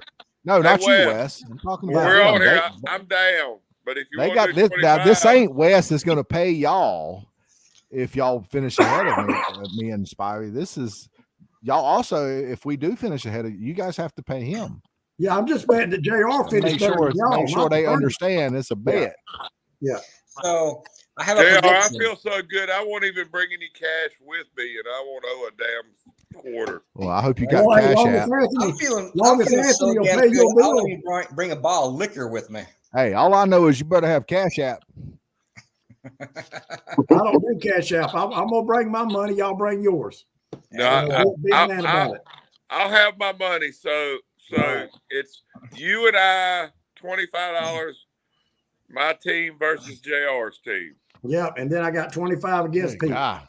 There you go. Deal. Now, So- in a serious note, guys, I've been, this is me talking serious about the tournament here. I've been preaching $1,000 guarantee first place, but it will go up with more entries. $1,000 guaranteed for X amount of boats. I'm predicting at least 30 boats. We feel like this year we got so much interest, we might see near 45. So it's gonna be more. It's gonna be more than $1,000. I promise. If that's the case, it will be more. But I want to. And again, this is all unofficial. I don't want people to say, "But you said this on the show." So we want to pay out something from 1st through 7th, maybe 8th. Okay, meaning 8th, 7th, 6th will get their $100 back plus something else, and then 5th might get 200 something else, and then 4th through 1st will get a lot more. Let's Pete, talk And I'm about gonna get that $250. Pete, I have no idea if this is your involvement. I think it is your involvement, but I will say this. Thank you, because every day on Facebook I saw there's been something else added.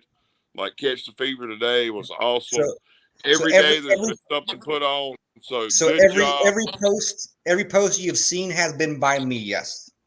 But Now, what I'm saying is we I'm had an sure you've been agreement. part of that. So good job. Hey, what about me? What about me? Did you say anything about my donation? Good job on it. Yours is coming tomorrow, Wes, by the way. Yours is coming tomorrow. But what I'm saying is even this show putting stuff out there, you've done a good job of getting it out there. It's awesome. I mean, I hope there's 60 people, but I'm just saying. Listen, I picked you guys' brain earlier. I'm gonna pick Anthony's brain right quick. I'm gonna mute you, Daryl, for a minute. You've already done it. Never mind. You've done it. You've already done it. I'm sorry, Daryl. Okay, so Anthony, this week we're having days in 60-degree highs all week. So it's going to warm that water temp on Lake Norman up some. So a lot of these fish that we're marking over this deep water, I was going to ask you, why do you think they're deep? Why do you think what the alewives? Why are the alewives down there? Well, trying to get out of the mud, I guess. I mean, I really don't know. They're trying to stay warm. Fish are cold-blooded. They're not regulated. They're trying to stay warm. They're miserable because it's so cold. That's why they're down there in that thermocline. That's why you're marking them suspended. So with these 60-degree days we're going to have this week, it's going to warm it's going to warm up that shallow water this week and make that shallow water. It's going to make it just as warm, if not warmer, than that deeper water that those fish are in right now because it's so cold. So this warm front is going to have these fish coming up more shallow. Would you agree? It will, but it's not going to be a factor. So let me add something here real quick. Don't interrupt me. One of the things about fishing with a downrigger is oftentimes I can tell you if it's thermocline or not, okay? And what I mean by that is I can drop my downrigger down to, let's just say 40 feet. I'm throwing a number out here, okay? I can troll for 10 minutes. I can bring that downrigger ball up, and I can touch the lead. And sometimes it'll come up warm, and I can tell you, hey, there's warm water down there. Yeah. Or it comes up bone cold. See, I'm a very observant person when it comes to fishing, you know. So, anywho, I can touch it, and it's like, damn, it's pretty cold. Here lately, I can tell you right now that I don't think there is an actual defined thermocline on a Lake Norman at all. Well, there don't have to be any stratification. There doesn't have to be a thermocline. If there's any change in temperature at all, it's possible. It could be like a half degree, 2 degree, whatever, you know. That's a big difference. At the same time, I've caught several fish over the last couple trips I've made out there, and they have all come up bone cold. So there may be your answer right there. There's no defined strong thermocline on Lake Norman right now. That's good to know. So who is this Facebook user? I feel like JR is searching for info. Sad. He is. I agree. That's okay. I can give him all. I'll tell JR exactly where to go, and I'll still beat his ass.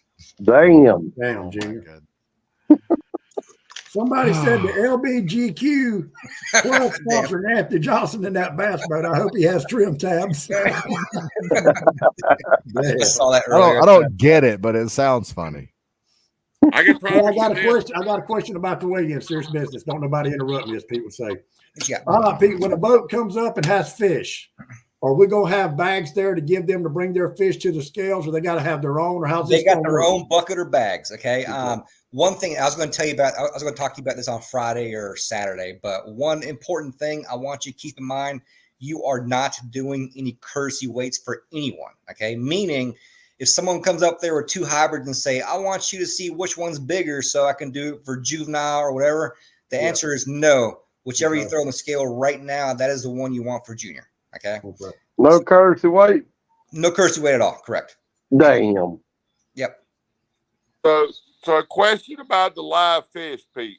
Well, what's going to be the defining factor? Are they going to swim off? Or are they going to? If his gills move, if his gills move on his own, he's alive. That's the reason I'm asking. I mean, so that's one thing we talk about. So it's not just my decision; it's amongst all of ours. My definition of a live fish: if the gills are moving or if those fins are waving a little bit, that fish is alive to me. Gotcha. I mean, I just think that's an advantage because of what we're probably going to fish out of. We're going to have live fish. So correct. This time of year, yeah. The only thing that concerns me about this time of year is, there's be upfront. There may be some fish caught pretty deep. And so those fish coming up deep may come in alive, but they may not swim off because of how deep they come from. And so that might be an issue potentially. But we'll cross that bridge when it comes. But if the fish is moving, swimming, kicking, it's alive. I mean, my only concern is fish that for us live baiters, sometimes they do swallow. We don't. Hey Pete, what about those things we use offshore to poke their belly if they get the bends or blow up? Well, you can do that. Yeah. When I say deep, I don't think it's going to be deep enough to do that. But I'd say 45 feet, maybe might be the deepest some of these fish might come from. 40, 30. It depends, but hybrids, as you know, Wes, these are some tough ass fish. So I don't feel like well, I can't hear you, Pete. I can't hear you. So question, Pete, do you know this? Because I've heard that you can't let the air bladder out of a striper. Can you on a hybrid? Yeah. I've never tried, to be honest with you. You can I don't know what I'm trying to say, fizz them. Fizz them, yeah. Because I had to do it at Cherokee a lot when I fished over there in the summertime. So heard, whether it's true or not, I've always heard that you couldn't fizz a striper. Is that true, Anthony? Yeah, you can fizz them. So I want to ask Pete and Anthony a question. Oh boy, he's digging for info. Here we go. Yeah, I'm digging for info. I'm drunk, but I'm not drunk enough to tell you shit. But go ahead. I pretty much know the handful of things that you guys could possibly do on Lake Norman. I know what all those things are. You're going to be incorporating. There's definitely going to be A rigs. The question is, are you going to downsize your jig heads for your swim baits? Are you going to downsize your swim baits? Are you going to be using the little 3.8 Kitex? What swim baits are you going to be using? Or you don't have to tell me what brand, but just, are you guys going to try to downsize? Are you going to try to match the hatch? Because we know that the majority of the bait these fish are feeding on, whether you think they're blueback herring or threadfin or whatever, these fish spawn in the winter. These fish are small. The threadfin are like 1 inch long. So are you guys going to downsize your swim baits?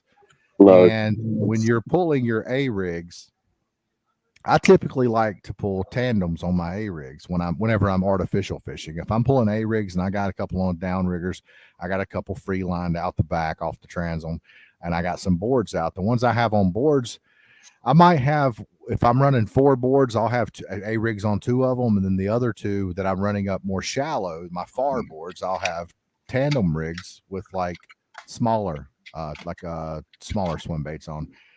Are you guys pretty much doing that? Are you guys downsizing everything to match the hatch? If you ask me, he's digging for info right now. Yeah. No, I'm not. I mean, I'm running the 3.8s. I'm not fishing for fucking 16 inches. I'm fishing for. I'm gonna get 4 bites. They're gonna be big ones. So you are running the 3.8s, or you're not running the 3.8s? 3.8. I am. Yeah. That's exactly what I'm running. I'm running the 3.8 Kitex. I don't like the striper sniper baits. I think that they're too durable. I think they're made for the guy that makes them. I think he's using the product. I think he's using the saltwater stuff. But I got something that nobody's got. Daryl Barney. Okay. Is it a small bait? That's It exactly is a what he's small got. bait. That's exactly what he's got, Wes. Ain't nobody else got a fucking ringer. We coming in hot. Damn. Get fucking ready. We coming in hot. Bring it on with it. Come on with it. Talk to me, Wes.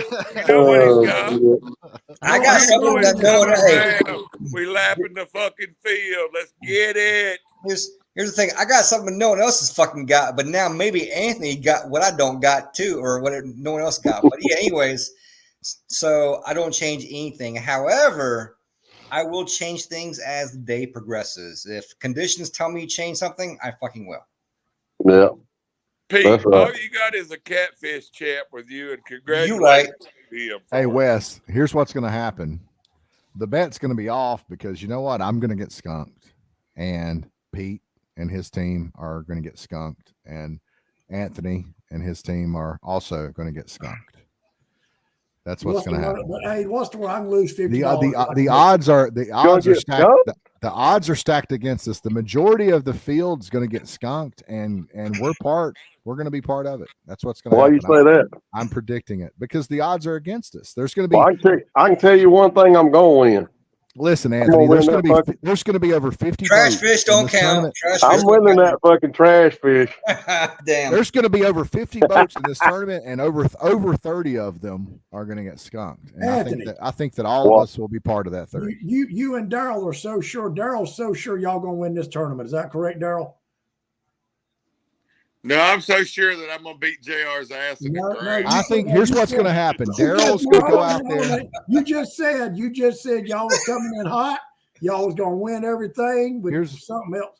That was drunk Daryl talking, but this is No, for he just real said Daryl that 5 talking now. minutes ago. Here's what's going to happen. Anthony and Daryl's going to go out there, and they're going to realize after about 6 hours of hardcore fucking fishing for hybrids, and they haven't put a keeper in the boat yet. Anthony's going to look at Daryl and say, "You know what? Fuck this. Let's go get that trash fish trophy." And they're going to go out there. I tell you what, fucking keeper in Lake Norman. The way y'all talk, there's not even a fucking keeper in there. I'm going to do that before we even go hybrid fishing. Bullshit. Watch and see. Watch and What's see. the trash fish again? Watch A large and see. mouth or what? Bass and a perch. Watch and see. You might be fucked up if you got. Hey, Anthony Johnson can bass fish now. He might get that trash fish. Yeah. J.R. Cochran can bass fish too now. So, hey, don't make me pull my trophy out. I got a fucking trophy now. Anthony, I want a bass tournament. Just so you know, oh hell, you're gonna have one more damn trophy. I'm just saying, I've won a bass tournament Saturday. JR, word on the street is you're going to get a trophy. For what? I don't What's know the trophy for, Pete? Tell me, Pete. What is it for? Who's got the trophy? I have no idea what they're talking about, but there may be a little surprise brewing for you. I don't know. Maybe it's for Spivey. All I say is, all this bullshit talking we talk, if he wins, we'll never hear the end of this shit. You damn right. You damn right. Okay, so right. But Anthony, so serious for the guys watching as well as you guys here, but the trash fish, no biggie. All this is a plaque and a $50 gift certificate. What the hell is that? Oh, Otis is in the fucking bottle again. Oh, Dustin Fisher said, "Can you just send JR a picture of what you're using?" Man, they call me Otis. What show was Otis on? What show was it? Andy Griffin. Andy Griffin. Okay. What you drinking tonight, Daryl? Oh my God, you're on the liquor. His wife again, won't bro? let him drink after a couple nights ago. Damn it, you're not supposed to be on the liquor again, man. You fell off the wagon. I'm drinking rum and coke right now. Actually, all that happened, JR, is one of the wheels ran off of it. Just one. That's why I can't get him to go get no fucking bait. He can't stay out of the bottle. Damn. Oh man, y'all gonna make me cry over here. Damn. Hey, if y'all could only see me load that bait tank the other day in my boat with a tractor. What? Yeah. Wait, so you loaded obviously a big ass bait tank on your boat that you're fishing in the tournament, the hybrid tournament. And to make Why me are feel you like bringing shit, it? Why are you bringing such a big bait tank to fish That's this all I- hybrid call me tournament? on You're video going to be to show pulling me the A little rigs. bogus. That's all I got, bud. You're going to be pulling A 100 rigs. gallons. You're not going to keep A rigs in a 100-gallon bait tank. What are you doing? And the If bad you're thing wondering, is, though, he Quit feels showing off photos. Come on. Why who's is he putting that getting? bullshit up? Wes is Get getting you some of bored. that, Anthony Johnson. I'm trying to Wes is tell you getting where bored. fish was this year, and you wouldn't go. Fuck. Just a side note, guys, by the way, random thing here, but Clemson just beat UNC. Good deal. that sucks. Hell yeah.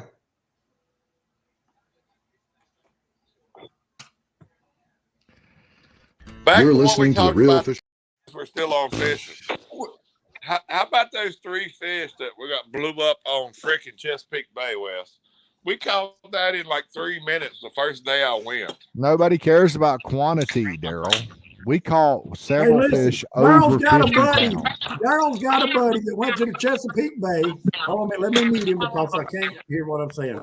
Daryl's got a buddy that went to the Chesapeake Bay and got around an area of fish, and he forgot to realize he didn't tell anybody that Jeff Peel and them caught 24 fish. Chuck and them caught 29 fish. Jeff So what Peel did the caught boy 3 actually fish do? in 4 days. No, I'm talking about that day. Jeff Peel and them caught 26 fish. Not that day. Y'all was just No, not the same day. It You was have 2 no days idea later. what you're talking about. He got in a fish in the same area and got lucky and caught a bunch of stripper. It's not how many brick you can. can sling in a wall. Yeah. It's the quality of your brickwork. And it's not hard. The Chesapeake Bay is not hard. Damn. It's not hard. Wes, you say that, but he caught more fish in 1 day than you have in 4 Who years. cares? We're not party fishing. That's trophy no, it fishing. didn't. You're, Daryl, you're, he you're caught giving those trophy fish. fishing a Party bad fish. name. They Hey, are. and what? Daryl, you're Daryl giving Bell- trophy fish a listen, bad hey, name. You're saying this you is can go all catch I'm gonna say 20. on this subject. Here's all I'm gonna say on Chesapeake Bay, Daryl. You bring your boat up there and you catch the fish that I've caught, and we'll settle this. But all you told that boy was what Chuck time, and I told you when you were calling me on the phone every 5 minutes. So I'm done. I If you didn't can say go you catch- didn't if you help. can go catch 20 of them, they're not trophy fish. So all you're doing is hurt. They you're were hurting all us. over 40 pounds, JR. How can you say that? Well, who cares about quantity though? Once you catch a couple 50 pluses, like who gives a shit? You're done. JR, I catch when a you few draw 50s, a I'm zero done. I don't care and about we have catching 20. 4 on Saturday, you will care about quantity, my friend. Yeah, well, when we're talking quantity matters when you're talking party fish. You're correct. Yeah. But yeah, good luck catching these party fish. I mean, you seem to ain't think gonna be you're easy. the only person that lives around Hey, Lake listen. Norman. I know you guys cheat. If there's an opportunity to cheat, you guys are going to cheat, and Yeah. I guarantee Oh, you. come I on guarantee now, you JR. both got live Someone's scope. getting salty. I bet you both have forward-facing sonar on your boats, don't you? Now, wait a minute. I don't. No. Yeah, bullshit. I know you do. Don't. See, why are you asking? You know the answer to that. I know. I already know the answer. It was rhetorical. When I come by you at 70 the other day, I mean, that's a nice boat. I'm sure he could afford the live scope to put on that boat. Mm-hmm. That's not the boat you're going to be fishing out of, Anthony. Why are you even bringing that I up? don't have live scope on my bass boat. Bullshit. Well, you're not. No. You're not fishing out of your bass boat in this hybrid tournament, are you? I don't have live scope on my bass boat. You're not fishing out of your bass boat on this We tournament. don't know that. We ain't even decided what I'm we're fishing pretty out of yet. sure. I'm I pretty might be sure in my you're C not. Pro. Shut up, ringer. No one asked you. I might be in my C Pro. Shit, that'll really fuck you up. You don't know what it looks like. I'll know right away the moment he I know You what got- it looks hey, like. You guys the are moment so I hear, full of hey, check my yourself. live well I before I can't wait to go. I beat know which y'all. boat he's in. I'm gonna be like, I beat some guides. So since Pete said I need downriggers, I may have to bring that boat. So I got 2 of them on there. Hey, you still got the Evan root on it, Anthony? That's right. I know what you see pro looks like. Anthony is open to suggestions. He's only been pre-fishing once. All he's been doing is bass fishing. That son of a gun's lost. He's starting to get worried. It's getting Worried. yeah, it's getting Far close. from worried. I JR. promise you. Yeah, JR, the let me time tell you this. is nigh. Let me tell Would you you feel this. more confident in yourself if me and Anthony fished out of a kayak? I mean, what do you want us to do? I mean, I have. That I tell you motherfucker. what, I've gotten big fish in tournament and bass tournaments fishing out of a kayak. So If y'all fish in a kayak, you can bet your ass you'll be doing the fucking paddling. I tell you what, if I got in a kayak in this tournament, if they allowed it, if I were to get in a kayak, I would put in at McCreary and I would shoot straight across to the hot hole. And I would go back there. I would paddle all the way to the damn barrier. Then I would get off from the barrier and I would get off in the public fishing area and I would shoot way back there and I would catch some fucking 27 hybrids. And I bet I could probably get 4 keepers and win the tournament that way. Well, so if you guys want to allow kayaks, please do. Please allow kayaks. I would love for you to allow kayaks. I would love to win this tournament on kayaks from the fucking hot hole where you guys can't go in your boats. Pete, can you fish kayaks? You can fucking fish a kayak. What? Oh my God. All right, I'm fishing my kayak then. I'm going to beat y'all from a freaking kayak. Wes, you bet your money on a kayak. How about that, Wes? Yeah. Hey, I bet my money on JR, not nothing to do with a kayak. I'm going to kick y'all's ass from a freaking kayak. Oh my God. You guys heard it here. This is official. I'm allowed to use my kayak. Do it. Woo! Hey, Wes, as I was trying to say earlier, bring me them I was trying to say earlier, JR, you know, a Lake Norman OG like myself and Anthony, all we fucking need is one day to pre-fish to beat your ass. No. Not in a kayak. Shit. Listen, guys, it's been fun. We're going on an hour and 40 minutes. I'm ready to. Well, we're gonna keep going. You take your ass to bed. We'll holler at you tomorrow. Okay. Woo! Come on, right. Good night, everybody. See you next week on Real Fisherman. Thanks for coming on, guys. I'll be holding the trophy right here, you know, next week. I'll be holding that trophy up so you can watch it, bitch. First and second one of us here. Dude, y'all think I'm lying. I hope he wins that tournament because we'll never hear the end of it. And I can hear it now. I'll bring somebody some bait, and whoever I bring the bait wins it, I'd never hear the end of it. God allow you won't. You won't. I'm telling you, if he catches a fish, it's gonna be like victory. So I'll tell you this: I pre-fished 2 days ago.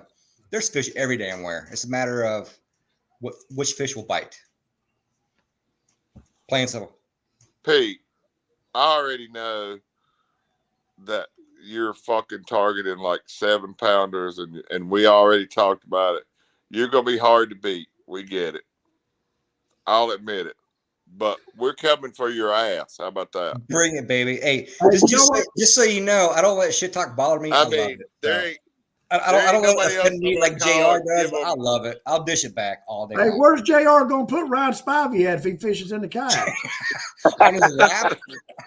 On his lap like a little kid. The thing is, JR, I mean, Wes, you're pre-fished with him on Friday. Where are you gonna sit? That's what I want to know. Damn.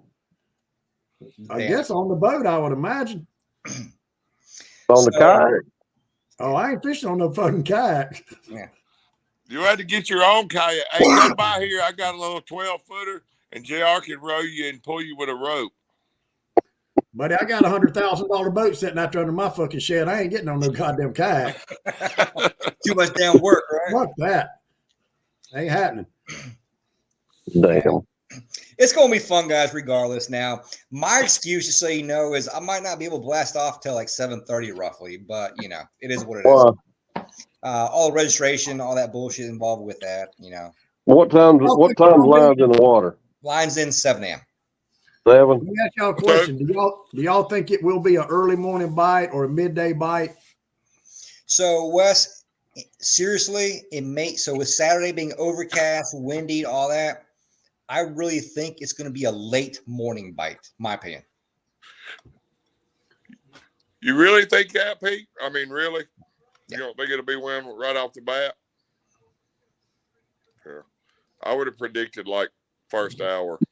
I'm going to predict between 11 and 1.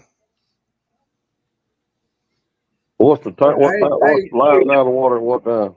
Lines out 3. And that Pete, just so we're clear, Johnson. Pete, we have to check in at your ramp, but we can put it in anywhere, right? That's correct, yes. Damn, look, drunk's back. Damn. Oh, boy. He's got a damn hat on. What's that? Yo, he's getting ready to dang hook up his kayak.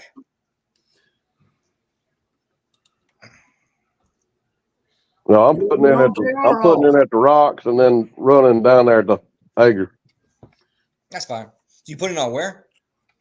Putting in at Pinnacle. Let me rephrase that because some dumbass don't know what the rocks are. So that's the earlier question there about what does a wolf pack of fish look like on down scan? Well, you know what? There it is right there. Not much to it. Pete, that wasn't even fucking taken into this last century. That was taken, I'd say last year, actually, sometime. But you see that line right there above the fish? That's my downrigger ball.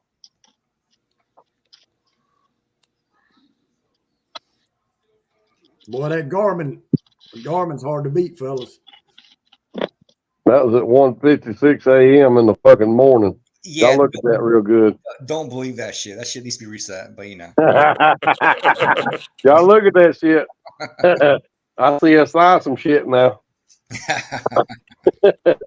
Someone talking about Apple AirTags are great, yada yada. Rap music and grilled sausage. Okay. So right now, though, that tells me that Anthony Johnson and Darryl Barney's going to be trash fishing until about 10:30. Bullshit. No, I tell you this, Wes. The first 20 minutes, it's over with. That trash fish, it's over with. I got that. That's horse shit. Ain't nobody fishing for that. Question is it worth it? Is it worth it for $4? No, we ain't doing none of that shit till we get 4. Well, Anthony said he's trash fishing first. I don't know who's running. Shit. So I got one. I got one dock I can go to. The trash fish, it's the winner gets a plaque and $50 gift certificate to the striper shop. That's it. I thought it was $250. That's Lady Angler. Well, hell, that's my bitch. Hey, put a dress on Darryl. There's Barney right there. Does he identify as a lady? Put a dress on Darryl. I mean, I didn't ask you. I mean, who's going to argue if that day Anthony acknowledges as being a lady? I mean, how are you going to argue with that? We'll let Wes inspect. How's that? Damn. I mean, are y'all not honoring that group of people? I mean, are y'all not? I mean, that. We'll let Wes inspect again. I ain't inspecting no homosexuals. Damn. Damn. Wes, if you ever inspect me, you're going to be mad at the world. Damn. I mean, I'm telling you, you're going to be mad. You're going to say, you're going to look straight in the air and say, I got robbed. Oh, boy. You're going to be mad, Wes. Hey, the men that talk about how big they are, they're usually not that big, buddy. I mean, ask Doug Cole. He always tries to sneak a peek.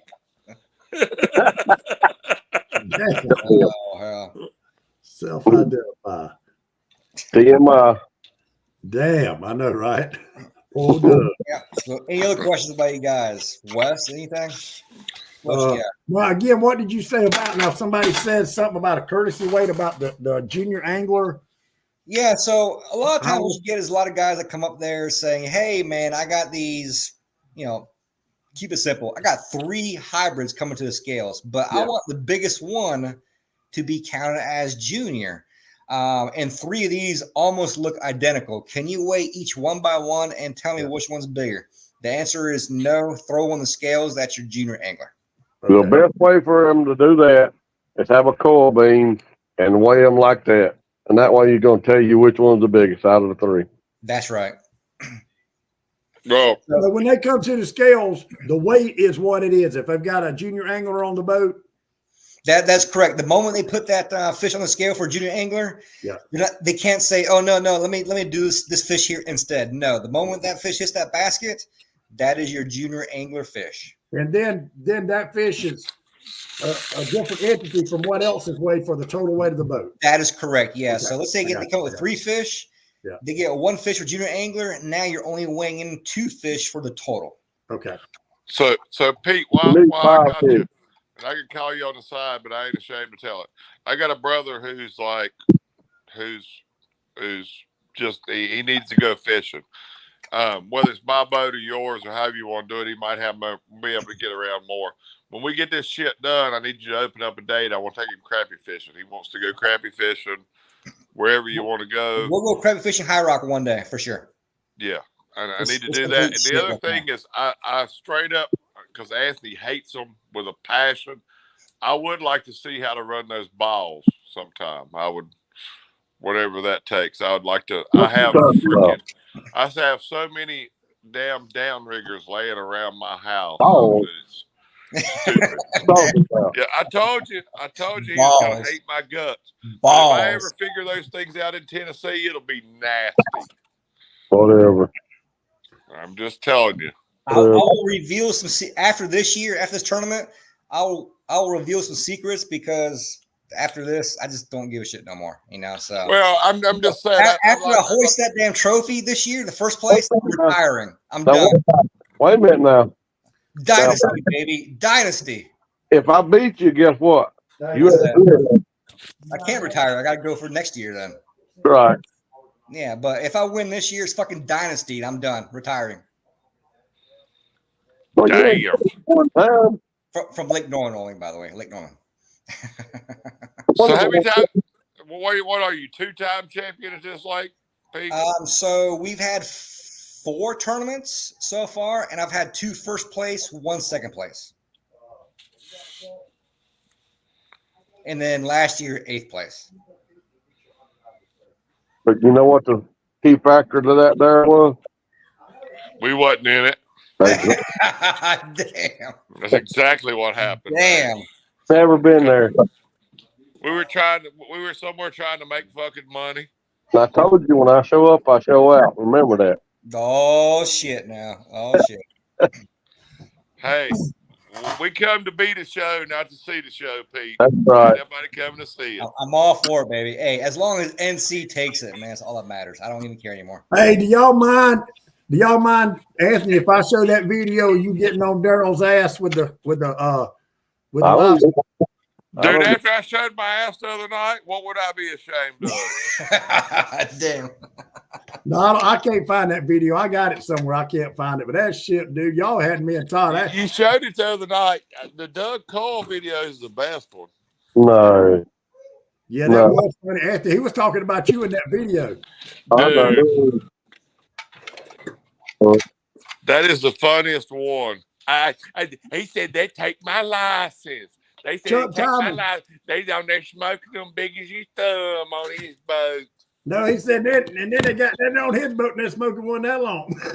he said, you know how he is. He down there telling him, no, you don't want to go fish for him. You want to go fish for me. You know how Anthony is. You know, he'd take your business. Chuck Thomas said he did not understand the word he said. Said he tried to take your business. Doug told me to be sure. Doug said since I was a big celebrity on the show after getting drunk, to be sure to let everybody know that he had plenty of open dates after May.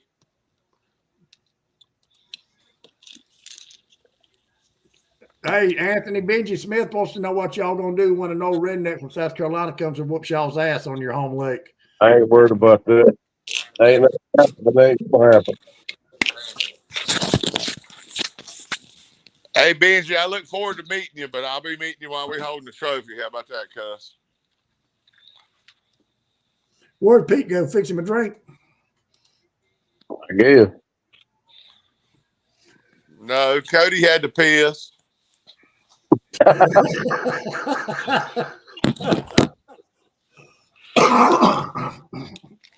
Anthony, you know the first time I met Cody, I think it was last year when I come up there to fish with Daryl, and he was up there fishing. He came over to the campground. We all went out to that restaurant that night.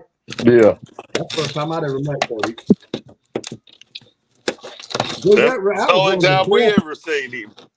That was one of the best seafood restaurants I believe I've ever eaten at. It gave me the shits, but that food was very good. So, Pete, we were talking about you while you were gone. Is Cody okay? I heard everything. Yeah, he's fine, I guess. Maybe. So I'm gonna tell y'all one thing real quick. You know, tournament day, a lot of folks, they like to dang talk on the cell phones, text back and forth. I throw my damn phone in the dang freaking box, and I don't normally fucking touch that shit until around noon. So a lot of guys want to talk shit, text me, hey, what you doing on them?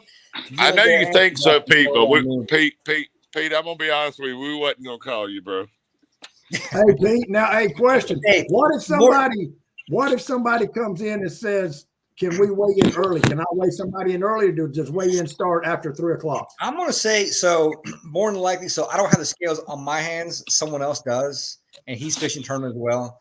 Normally I would say weigh in early, yes. But the thing is, man, these fish are tough. I don't think there's an issue keeping them alive at all. So we are not going to open the scales early at all. It's going to be roughly 3 o'clock. All right.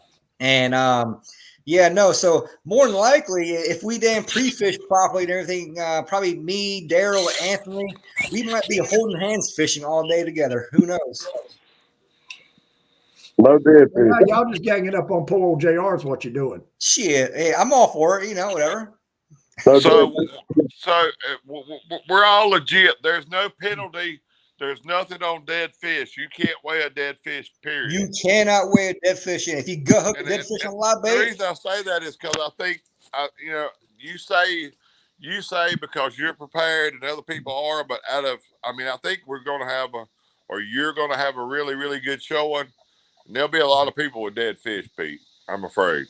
But also, if you bring a dead fish to the scales, you're disqualified. Is that correct, Pete? So if somebody brings a fish, no, sorry, dead fish. Sorry, you're not disqualified for a dead fish. It's your discretion as far as the years.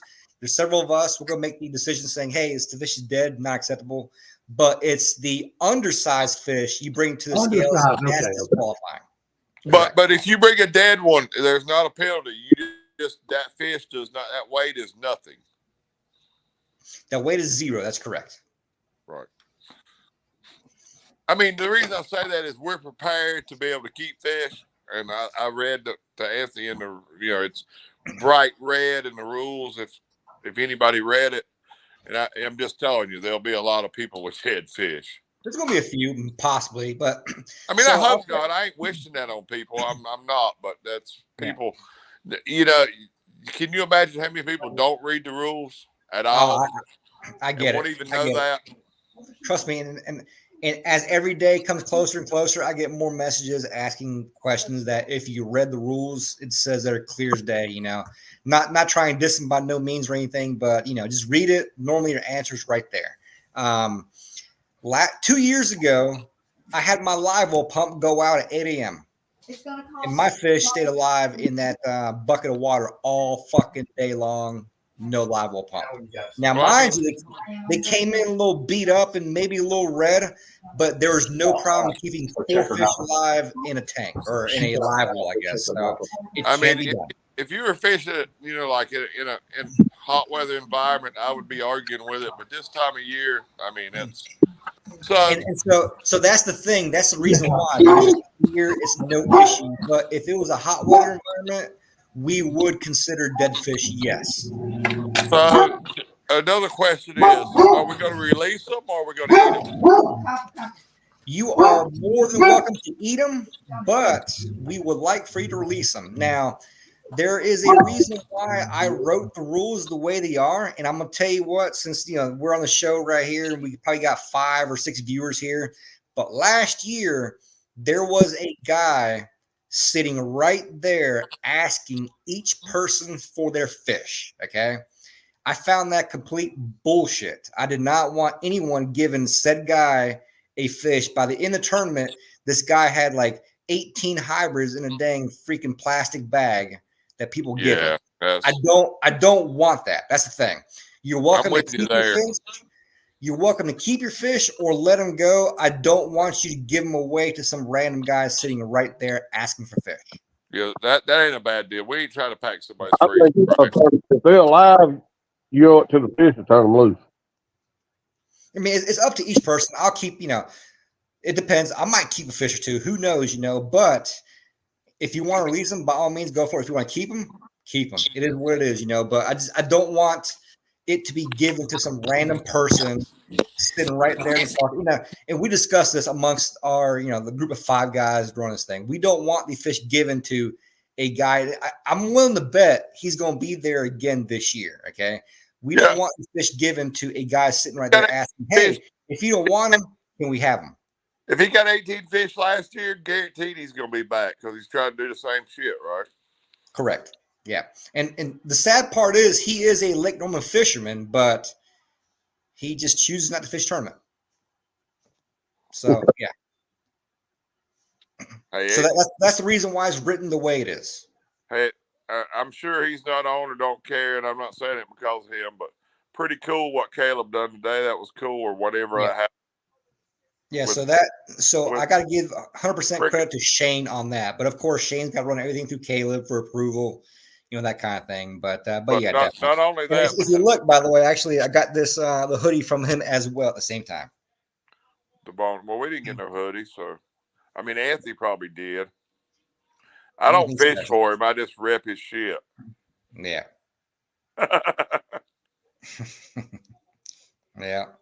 So. Anywho, so Benji, I see Benji commenting right here. Benji, I call complete bullshit. Your ass was not at that fucking lake today. Period. Don't be talking shit. Don't be talking shit. I know your ass ain't driving 4 fucking hours, really 4 hours to fish this damn shithole, only to drive back the next day or that same day in that damn Charlotte. Ain't no way you're sitting. Ain't no way you're getting through that fucking Charlotte traffic to be back at your damn living room in time to watch what we got to say on this damn show. Ain't no way. Bullshit. I've commented something back and forth with Benji. I think he's a good guy, but Benji, y'all South Carolina guys ain't got a chance. You might as well stay home. Right? Yeah. I've seen how Benji bullshits that damn Hartwell. You know, I know Benji well enough already to know that ain't no way his ass is fucking coming out here to pre-fish one day and drive back. Nah. Well, he's coming with KB, so they might have to go home the same day. No, Benji, we welcome you with open arms, man. Seriously. Have fun. I think Johnson gets that. West gets it. Yeah. Yeah. Look at West. He said, damn. Damn. Yeah. Where? Find the video yet? Oh, hold on a minute. He got sidetracked a little bit, right? No, buddy of mine. I'm sending a buddy of mine some money on what's that shit, baby? MoneyGram. And I was trying to send him a text, tell him his money's on the way. Hold on. Why the hell Scott Perry ain't coming? He says something about working extra at his dang. He got to make some plastic forks, I think. He don't want. He's not showing you his live plastic tools, forks for you. I don't know. Johnson, you look like you're sitting in jail. I am. No shirt on, sitting in the damn cell block D. Shit. I mean, it's going to be fun no matter who wins, no matter what's going to be on pot. It's going to be fun. Look at JR. Oh, shit. Future champions here again. Welcome back, JR. He didn't have enough. He's back, baby. He's back. Going to bed, Junior. God alive. I went in there and ate a bunch of spaghetti. Oh. Hey, so why ain't Scott Perry coming? It's been a great show, guys. Good night. Enjoy it. We'll see you next week. I'm just kidding. Why ain't Scott Perry coming? No, I used mine. Oh, okay. Yeah. Was it because the night before last when it was from one road to I was going to drag his ass from one side of the road to the other and back and forth and back and forth? I'll tell you What why. was the rest of it? Hold on a minute, Daryl. What was the rest of it, Daryl? From one end of the road and back and forth. No, I ain't going to tell the rest of it. I can't do it again. He's not coming because Pete done went up there and embarrassed him on his own lake. Damn. Damn. That's why I'm pretty sure Pete and I both, every time we fish the SBC, I didn't get to this year, but we beat their ass every time. But the difference between me and Daryl was Daryl fished with a guide. I didn't fish with no damn guide. Or sorry, you fished with a local down there. No. I fished with Andrew one time and then Scott Atwell, who won the SBC last weekend. He's a North Carolina guy. Yeah, you fished. I finished 11th the first year. You fished with Andrew last year. I'm trying to say he's local. Yeah, down but there. year before that, I fished with Scott Atwell. Gotcha. Do you know if Atwell's fishing the hybrid tournament? Oh, he will for sure. Gotcha. No, Hey, look, hey, and when I I'll say say that, I haven't talked to him, but he fishes it every year. He tries to, yes. Jeff Peel did say one thing, and I do very much believe this. There is a lot of luck in fishing. And anytime you're fishing, if you're fishing somebody for money, fish 3 days. Don't fish 1 day because a broke clock's right twice a day. A real good fisherman, fish 3 days, and that'll really show how much skill a fisherman's got versus if they're lucky. I don't get to do it. I don't get to do it like Anthony and Pete does, but I'm gonna tell you, y'all were talking about. I'm gonna tell you the one secret and the only secret you ever need to know to fishing, and that all that lingo that went on earlier. The secret of that is you got to go fishing. That's the real key. Time on the water. I'm gonna tell you another secret. There's met 5 guys here, maybe. Them damn fish will bite in that fucking mud. Yeah, that's a. There you go. I'll say this. That's the difference between a hybrid and a striper, because a striper will not stay in that damn mud. Yeah, I mean, if that's all there Yes, is, they I guess will. they will. The striper will stay in mud. The striper bass will stay in mud. Me and Shane went up Well, there. I didn't say they wouldn't ever, but I'm telling you, when our river gets muddy down here, every year it happens the same. And I've been fishing it, guys, for 30 years, whether you believe it or not, whatever. Hey, Wes. When that river, we will be murdering fish in the Yadkin. It'll be the best it's ever been when they come out of High Rock. It'll get muddy as hell within 3 or 4 days every year. And they will go. I saw a guy literally catch a fish that I know his belly, his fin had to be out of the water. It was in so shallow. It's how far he went into a creek and literally into a branch. There were stripers up in there, just going as far as they could up to find clear water. All right, I found the video. What month was that? That was May. The Okay, river yeah, got they muddy were in going May, up like river to first of spawn. May. They wasn't going to find clear water. They were going up river to spawn. Is what they were doing. All right, I found the They video. left the river because We don't want to hear your May experiences. We want to hear your Damn, December, he came in January, here to kill the February conversation. He's giving you experiences. damn answers. Yeah, I mean, I'm just busting your chops, Daryl. well, yeah. So no, let's talk about why Scott good Perry's with not that. coming. I'm just saying. What? Hey, hold on, man. There Hey, wasn't Anthony, a fish left in the river to be caught, JR, and that's where the fish went. They Okay. went to. So Daryl, let me ask you this: back when the SBC came to High Rock, what do you think happened that day? They That cut the caught river no off, bait? man. I mean, I'm telling you, the fish everywhere above 85 is where those fish were. Those guys were sitting about as close as they could have been. Those fish were up that river. They What do you mean they went cut it into off? They stopped there. underwater? No. They 2 weeks before the tournament, they declared anything above 85 was off limits. Oh, wow. So you really think those fish are up that river in January? Me and Shane Real actually talked about it today, and he said he knew right then he was screwed, and he don't even fish High Rock. See, that's so funny, that's man. where You the got fish Shane were Real at. calling me, Shane Real calling you. Pete, Shane Real called you yet? I don't know Shane like that though. Where he called me. You ain't got to. What about you, Anthony? Shane done called you too? Oh yeah. Oh yeah. Well, yeah. See, them some bitches, him and Hovis, they like to live vicariously. They like to stir shit up. They done called all of us. You think they told any one of us that they called the other one? Hell no.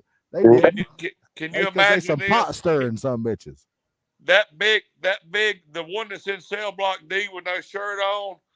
Billy Talbert tells a story about them coming in, and they're in the bottom of the boat. I think y'all might have won that tournament, but they're in the bottom of the boat, freaking fist fighting, him and Real.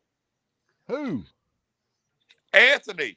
Oh and my real. God, y'all boys, y'all fucking Lincoln County boys, y'all down there fucking fighting. Can you and shit? imagine them two? I bet that looked like a mud wrestling match from. I don't know, man. I think if it come to life or death, I think Shane probably take Anthony. Anthony, you older than Shane, ain't you? You don't know him. You don't know him. I done heard enough about him. I know him well enough. Are you older than Shane, Anthony? About a year. Oh, only a year. So y'all Y'all practically same remember the age. Mike Tyson punch out? Who was the woman, like the third one you had to fight, the big Bertha woman? I don't know, but I guarantee you Anthony would probably hit you quicker than Shane would. But if it came to life or death, I don't know. I would give the edge to Shane. Shane's a big old athletic boy now. He's taller, he's heavier, he's got a longer reach. Big youngin. He is a big youngin. He's a big old boy, yeah. Hey, I was setting up at Bo's Fishing Lodge. It's like my second trip to Tennessee. And Jeff Peel called me and he said, "Where you going to fish?" I said, "I don't know. Blue Milton Hill Dam, ain't really sure yet." And he said, "Well, Anthony Johnson's been on some fish up there around 58 or 51, whatever it was." Anyway, and he called me back and he said, "I told Anthony, I talked to you." Anthony Johnson said, started raising hell, said, "Don't send that motherfucker up here around my fish." So I said, "I'll tell you what."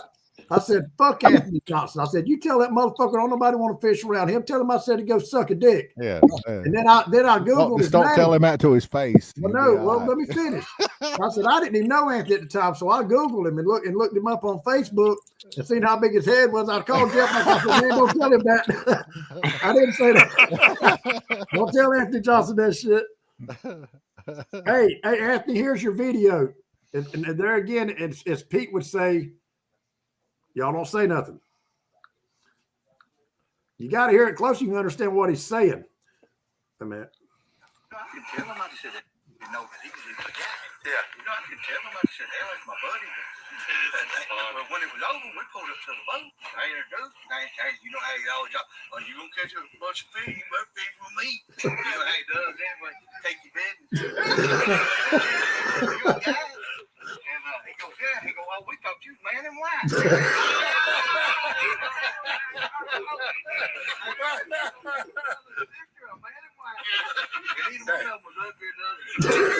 Who's he talking about? Shane and Anthony? Daryl, I mean Anthony Johnson. Yeah, they didn't know. They said they called him man and wife. And goddamn, he like died over there. Y'all wore on the bulldog jacket.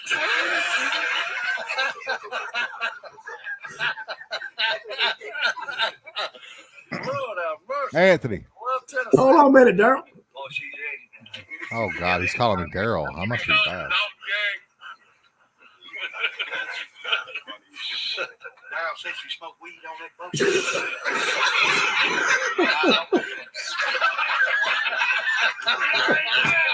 Daryl, you're not allowed to smoke weed on your boat. He'll die already. Don't do that. No, I ain't gonna go ahead. No, go ahead and tell it. I ain't gonna put this on Facebook. My folks years ago, they spoke it. He said, "Oh, they'll take your license." Well, hell, we down Richford, you know, I just told him that. And then hell, they first smoking it with him. I mean, I'm sure that would be funny if we could hear and we knew the context. Yeah, you can't really hear it well. The gist of it is Anthony has one of the nicest. She might be part of the LBGTQ or whatever, but she's a pretty cool gal. And she's smoking pot, and Doug tells that he had some people on his boat smoking pot, and he said, "Oh, that take your license." Ah, who you talking about as part of the LGBTQ? Anthony's got a customer who's and she's a cool lady. She is really? whatever. She's a bullbagger. I ain't That's getting sweet. into all that, but she's a good customer. He is. She's That's cool awesome. as shit. Yeah. She's is what he's trying to say. Hey, some of the coolest people I've ever met are gay women. I'll be honest. I don't even know she's gay, but she look. I think she may be. I worked at the airport in the early 2000s. She's a cool person. The majority of your employees at the airport are gay women, and I tell you what, man, they're some of the coolest people you'll ever hang out with. Hey, Y'all Well, I'll listening? say this: she don't walk around like advertising and throwing something. You know what I mean? She likes to fish. Oh yeah. They had some of the best fishing. I was. What was you down gonna say, my- Anthony? What was you about to say, Anthony? All right, the very first time I took her, right? Uh-huh. She actually goes fishing with another boy that I take. He's a guide in Georgia. Uh-huh. Well, he told her about me, and she come up here and fish with me. Well, I'm up there at the dam, and we caught some fish, pulling boards and shit. And I pulled up there to the ladder. I said, "Come on, we're gonna cut bait for a little bit." She said, "I ain't never done that." She's by herself. I threw 4 or 5 rods out there, and the head's the best part. Always the head's the best part. Uh-huh. I threw it out yonder at some bitch went out there 10 minutes. It smoked it. Well, Hell yeah. just me talking with guys on the boat, you know. I said, "Hey," we get the fish into the boat, and I said, y'all how'd I say it? Nothing like You said having everybody likes a little head in the morning. everybody likes a little head in the morning. She said, "I'm sure do." I just thinking some guys was on the boat, and I turn around and there she is. I'm like, oh shit. Hey, if there was ever an advertisement to make somebody want to be a fishing guide, that's it right there. That right there, that encompasses the whole thing. I love it. Hey, we were all up at the dam one morning, and Doug Cole was behind me. Anthony Johnson was on the other side of the river, and Billy Davis was up there. And he was kind of following Anthony around. Anthony said, "You got a radio on that boat?" I said, "Yeah." He said, "Do me a favor." He said, "Put some rap music on and turn that shit up loudest it'll go." So I put Post Malone on. Was you on the Gray Sea Ark? Yeah. So I put Post Malone on and turned that shit wide open. Dude, it wasn't 2 minutes. He started his fucking motor up, and there he goes. And Anthony told me, he said, "I appreciate that, buddy." Oh God. That's awesome, man. But y'all still gonna be some bitches come Saturday. I'm telling you. Yeah, you crazy as hell. There's Get two the fuck out of here. There's 2 of you on here that hadn't been to Tennessee to experience like our campground experience and fucking getting the fish down there. Y'all got to come this year. Campground. I mean, Anthony, the tell fishing. everybody, I'm just talking about speaking of the whole. campground, Anthony, Ask Wes. Hey, Tell can you put, everybody is Anthony it Johnson. really, can you have tents? Is it really a campground or is Yeah, it an now we're RV gonna park? catch the dog shit out of fish and then cook a big fat steak. Just tell Are you. you talking about a rich people RV park? No, No, it's not at trailer all. park. Campground. Not No. Trailer campground. park. Anthony, No, tell we're in a trailer everybody. park, bro. Anthony, be honest now. Tell everybody what you like to eat at night for a snack. What I like to eat at night? For a snack. Please don't say my goober. Hey, Anthony had a family size box of fucking Fruity Pebbles. Anthony had a family size box of Fruity Pebbles. He crushing them pebbles. He's crushing Whole them damn box. Damn. Damn. Dude, he will fuck Bring up it a box of Fruity Pebbles in a minute and a damn Bringing that man whole kidding him, side huh? of beef. Hey, Anthony's a big old corn-fed country boy now. Dude, I bet he Jell, could you crush have some no Fruity idea. Pebbles. I introduced him to, I make this shit called, what is it we call it, Anthony?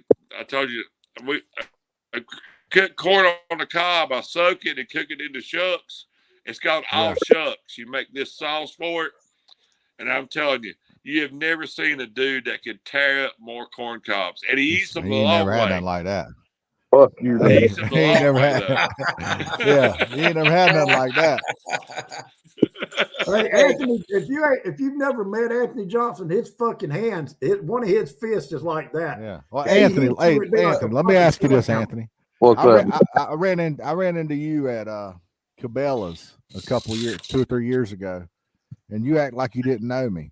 And Pete's ran into you, and you do that to him too. Why you do that? Bullshit. Why you act all hard and stuff when somebody sees you out? I'm They not asked the me this. guy They you ever asked me this earlier. What we got to Anthony. do? Why What are we you got to a do? Crack. cocksucker? We got to crack your shell. I'm How do we the- crack your shell? That's my question. Is how do we get How do we get the cool Anthony when we see you out somewhere? How do we get him? We don't like that hard Anthony. I'm always that way. We don't want the hard ass. We want the I got good an guy. idea. I got an idea. Okay. That's So it. Saturday, someone throws in a box of Fruity Pebbles in his boat. He's fucked the entire day. Look, Game over. Pete Game thought of over. that. He Game done thought over. of that as Done. soon as Daryl told that story. Pete done had it in his mind. He's gonna go buy a box of Fruity Pebbles. Hey, I Game will over, tell you baby. this about him is he can't hear it thunder. So you might talk to him sometime and him not know it. Is that what it is? He can't hear. He can't hear real good. He sees well, but he can't hear where the shit. Huh? I know. I said something to him at Cabela's, and he didn't hear me. He had a mullet and like the 8 12-inch woofers. Well, I know this. Doug told me he had 8 12-inch woofers in the back of a Trans Am in 1986 with T-top. Doug says that they go to Kentucky and get into a bar fight and go back out because they've been rabbit hunting and they pull the double barrels out the back of the Trans Am. Imagine that story. That's Lincoln County for you, boys. Damn. So you know the Jerry Clower story where Marcel cleaned out the beer joint? They give Anthony and Doug the beer joint.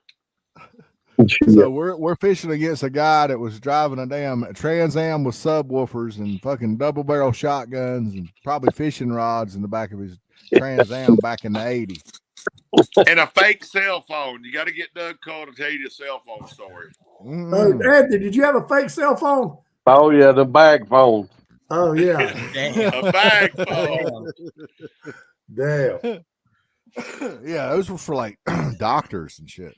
That's right. Back in the day, didn't nobody have them things. No. Right? Yeah. No, nurses that drove Buick Centuries had those. In So, the Daryl? Astro vans. Hey, Anthony, we was at Bojangles last year down at the beach, and we just got our food. I ain't never seen JR really nervous before, but listen. No, let me tell the story. Let me tell. Okay. Boys, Right. I'm out, by the way. See You ya. go- You got to hear. Pete, You got to listen hear to this this story, story. Pete. All right, I'll hear the story. All right, so we're at Bojangles, and there's this. How many guys was it, Wes? 3 or 4? 3. I think there was three or four. I don't remember. 3 or 4 guys over there, and they look to be in their 20s. They all look like this build about like Travis Kelce, you know, and George Damn. Kittle. Yeah, there's about 6'4", 280, athletic type, you know, 20-something-year-old in their prime dudes. And they were over there and they were laughing and they was cussing. They was cussing, you know, saying MFer and stuff. And anyways, Wes looked at me and said, "You think I ought to go say something to him?" Because there was an old lady over here eating her lunch that worked at Bojangles. She was on her lunch break eating her dinner, and those guys were sitting right beside of her, and they was all cussing and stuff. And Wes said, "You think I ought to go say something to him?" I said, "No, Wes, no, don't go say anything to him." So I'm sitting there and I'm eating my food. I don't know what I had, chicken tenders or something. I look down for a few seconds, and I look back up, and Wes is gone. And I look over there, and Wes had done walked over there to them boys, and he scolded them. You know, y'all know how Wes is. He scolded them. He said, y'all need to watch your language. He said, "What if that was your mama sitting right there? Would you want your mama to hear that language?" You know, just stuff like that. And I'm sitting there thinking, oh my God, we're about to get our asses kicked. You know, these boys, we ain't gonna stand a chance against these boys. They gonna get up, they're gonna hit us, it's gonna be done. They're gonna hit us, we're gonna hit the floor, it's gonna be over. And Wes come back over and sit down. I said, "Wes," I said, "what was you thinking? Those dudes could mop the floor with us, man." He's like, "Oh no, I wasn't worried about it." He said, while they was knocking you out, I was gonna run out to my truck and get my gun and shoot them.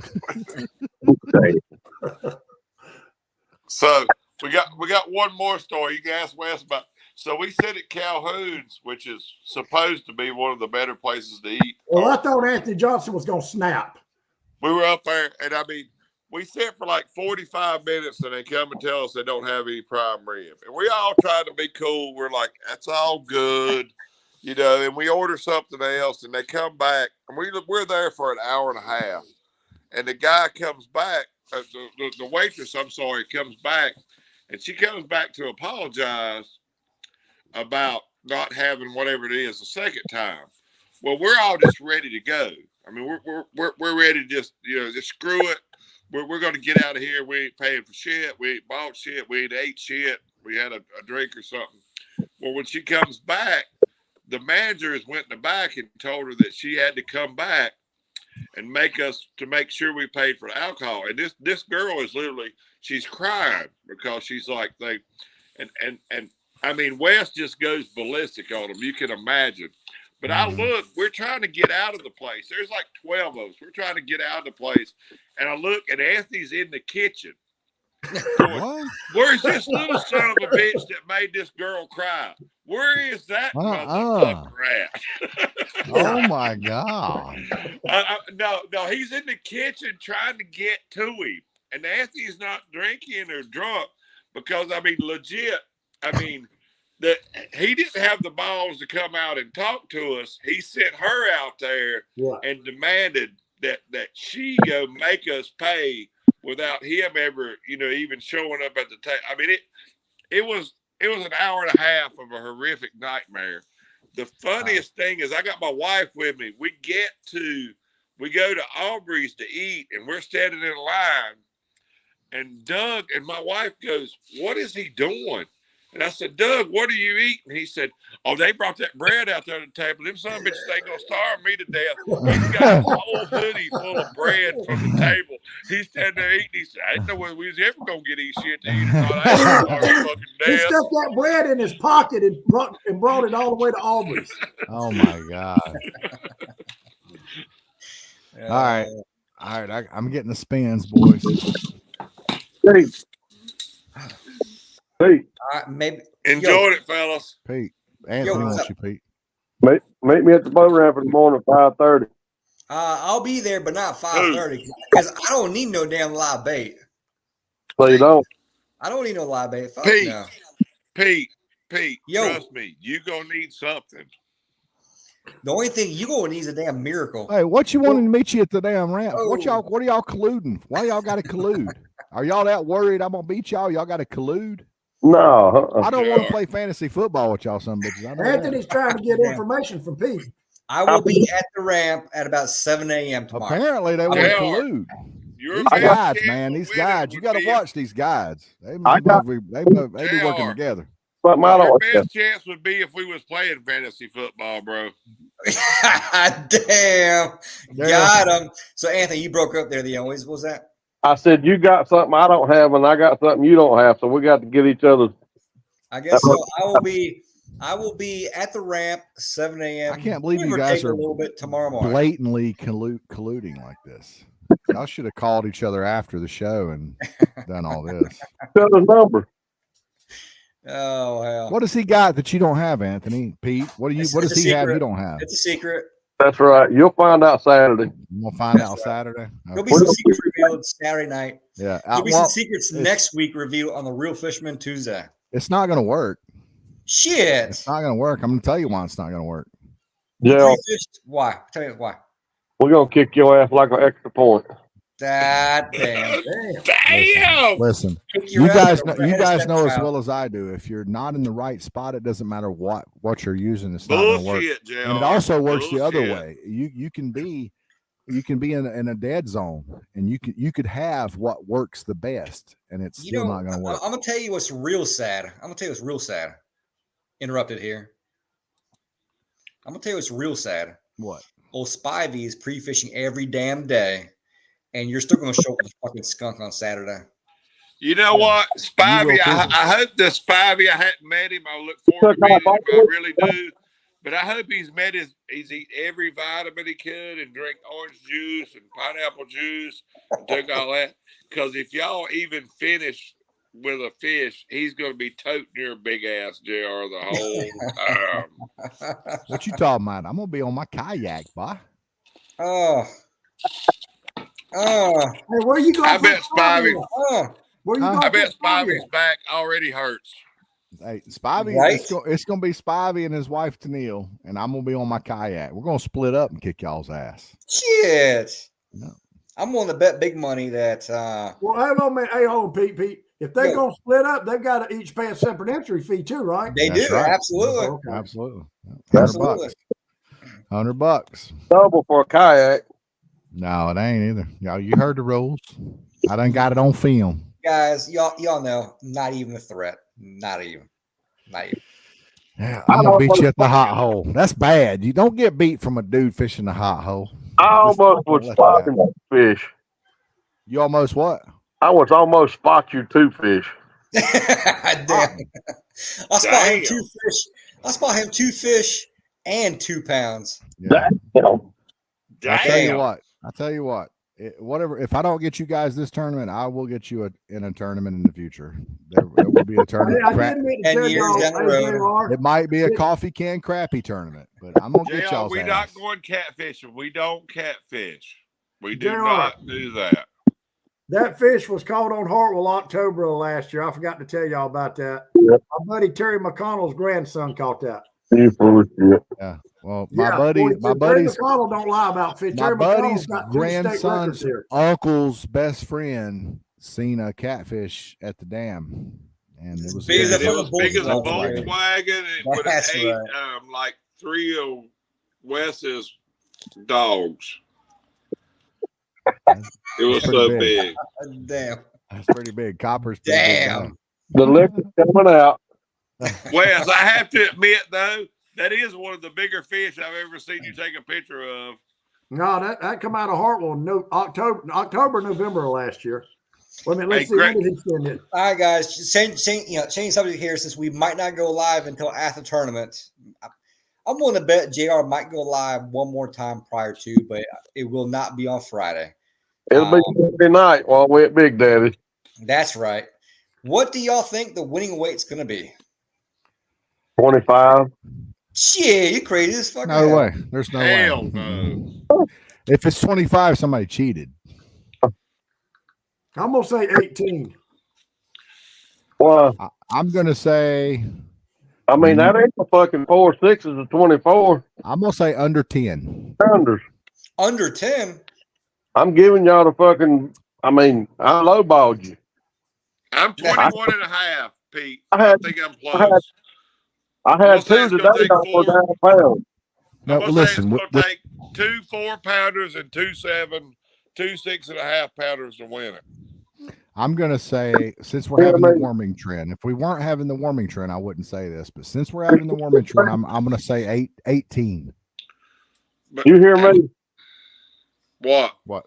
I had 2 over 18 today. Or right at 18. I'm sorry. But were you on the photoplankton? You didn't. But you said you didn't go today. You see, you didn't go to you damn liar. Come on. You went Say today. that.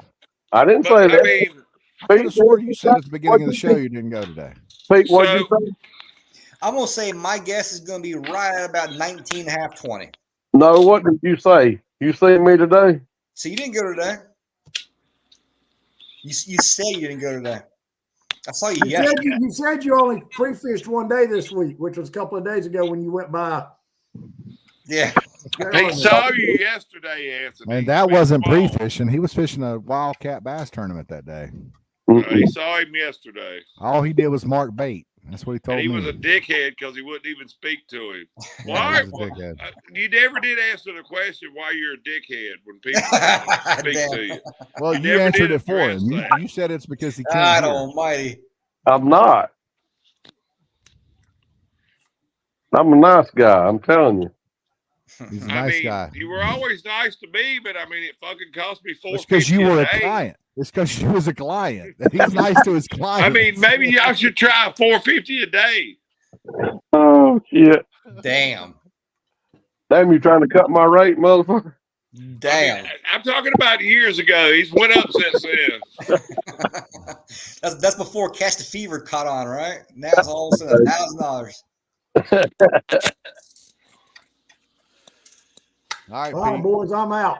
All right, Y'all Pete. have a good Say night. good night. All right. Y'all have a good evening. Thank you, 19 guys. and a half, 20 pounds. Remember that. Send us out. See ya.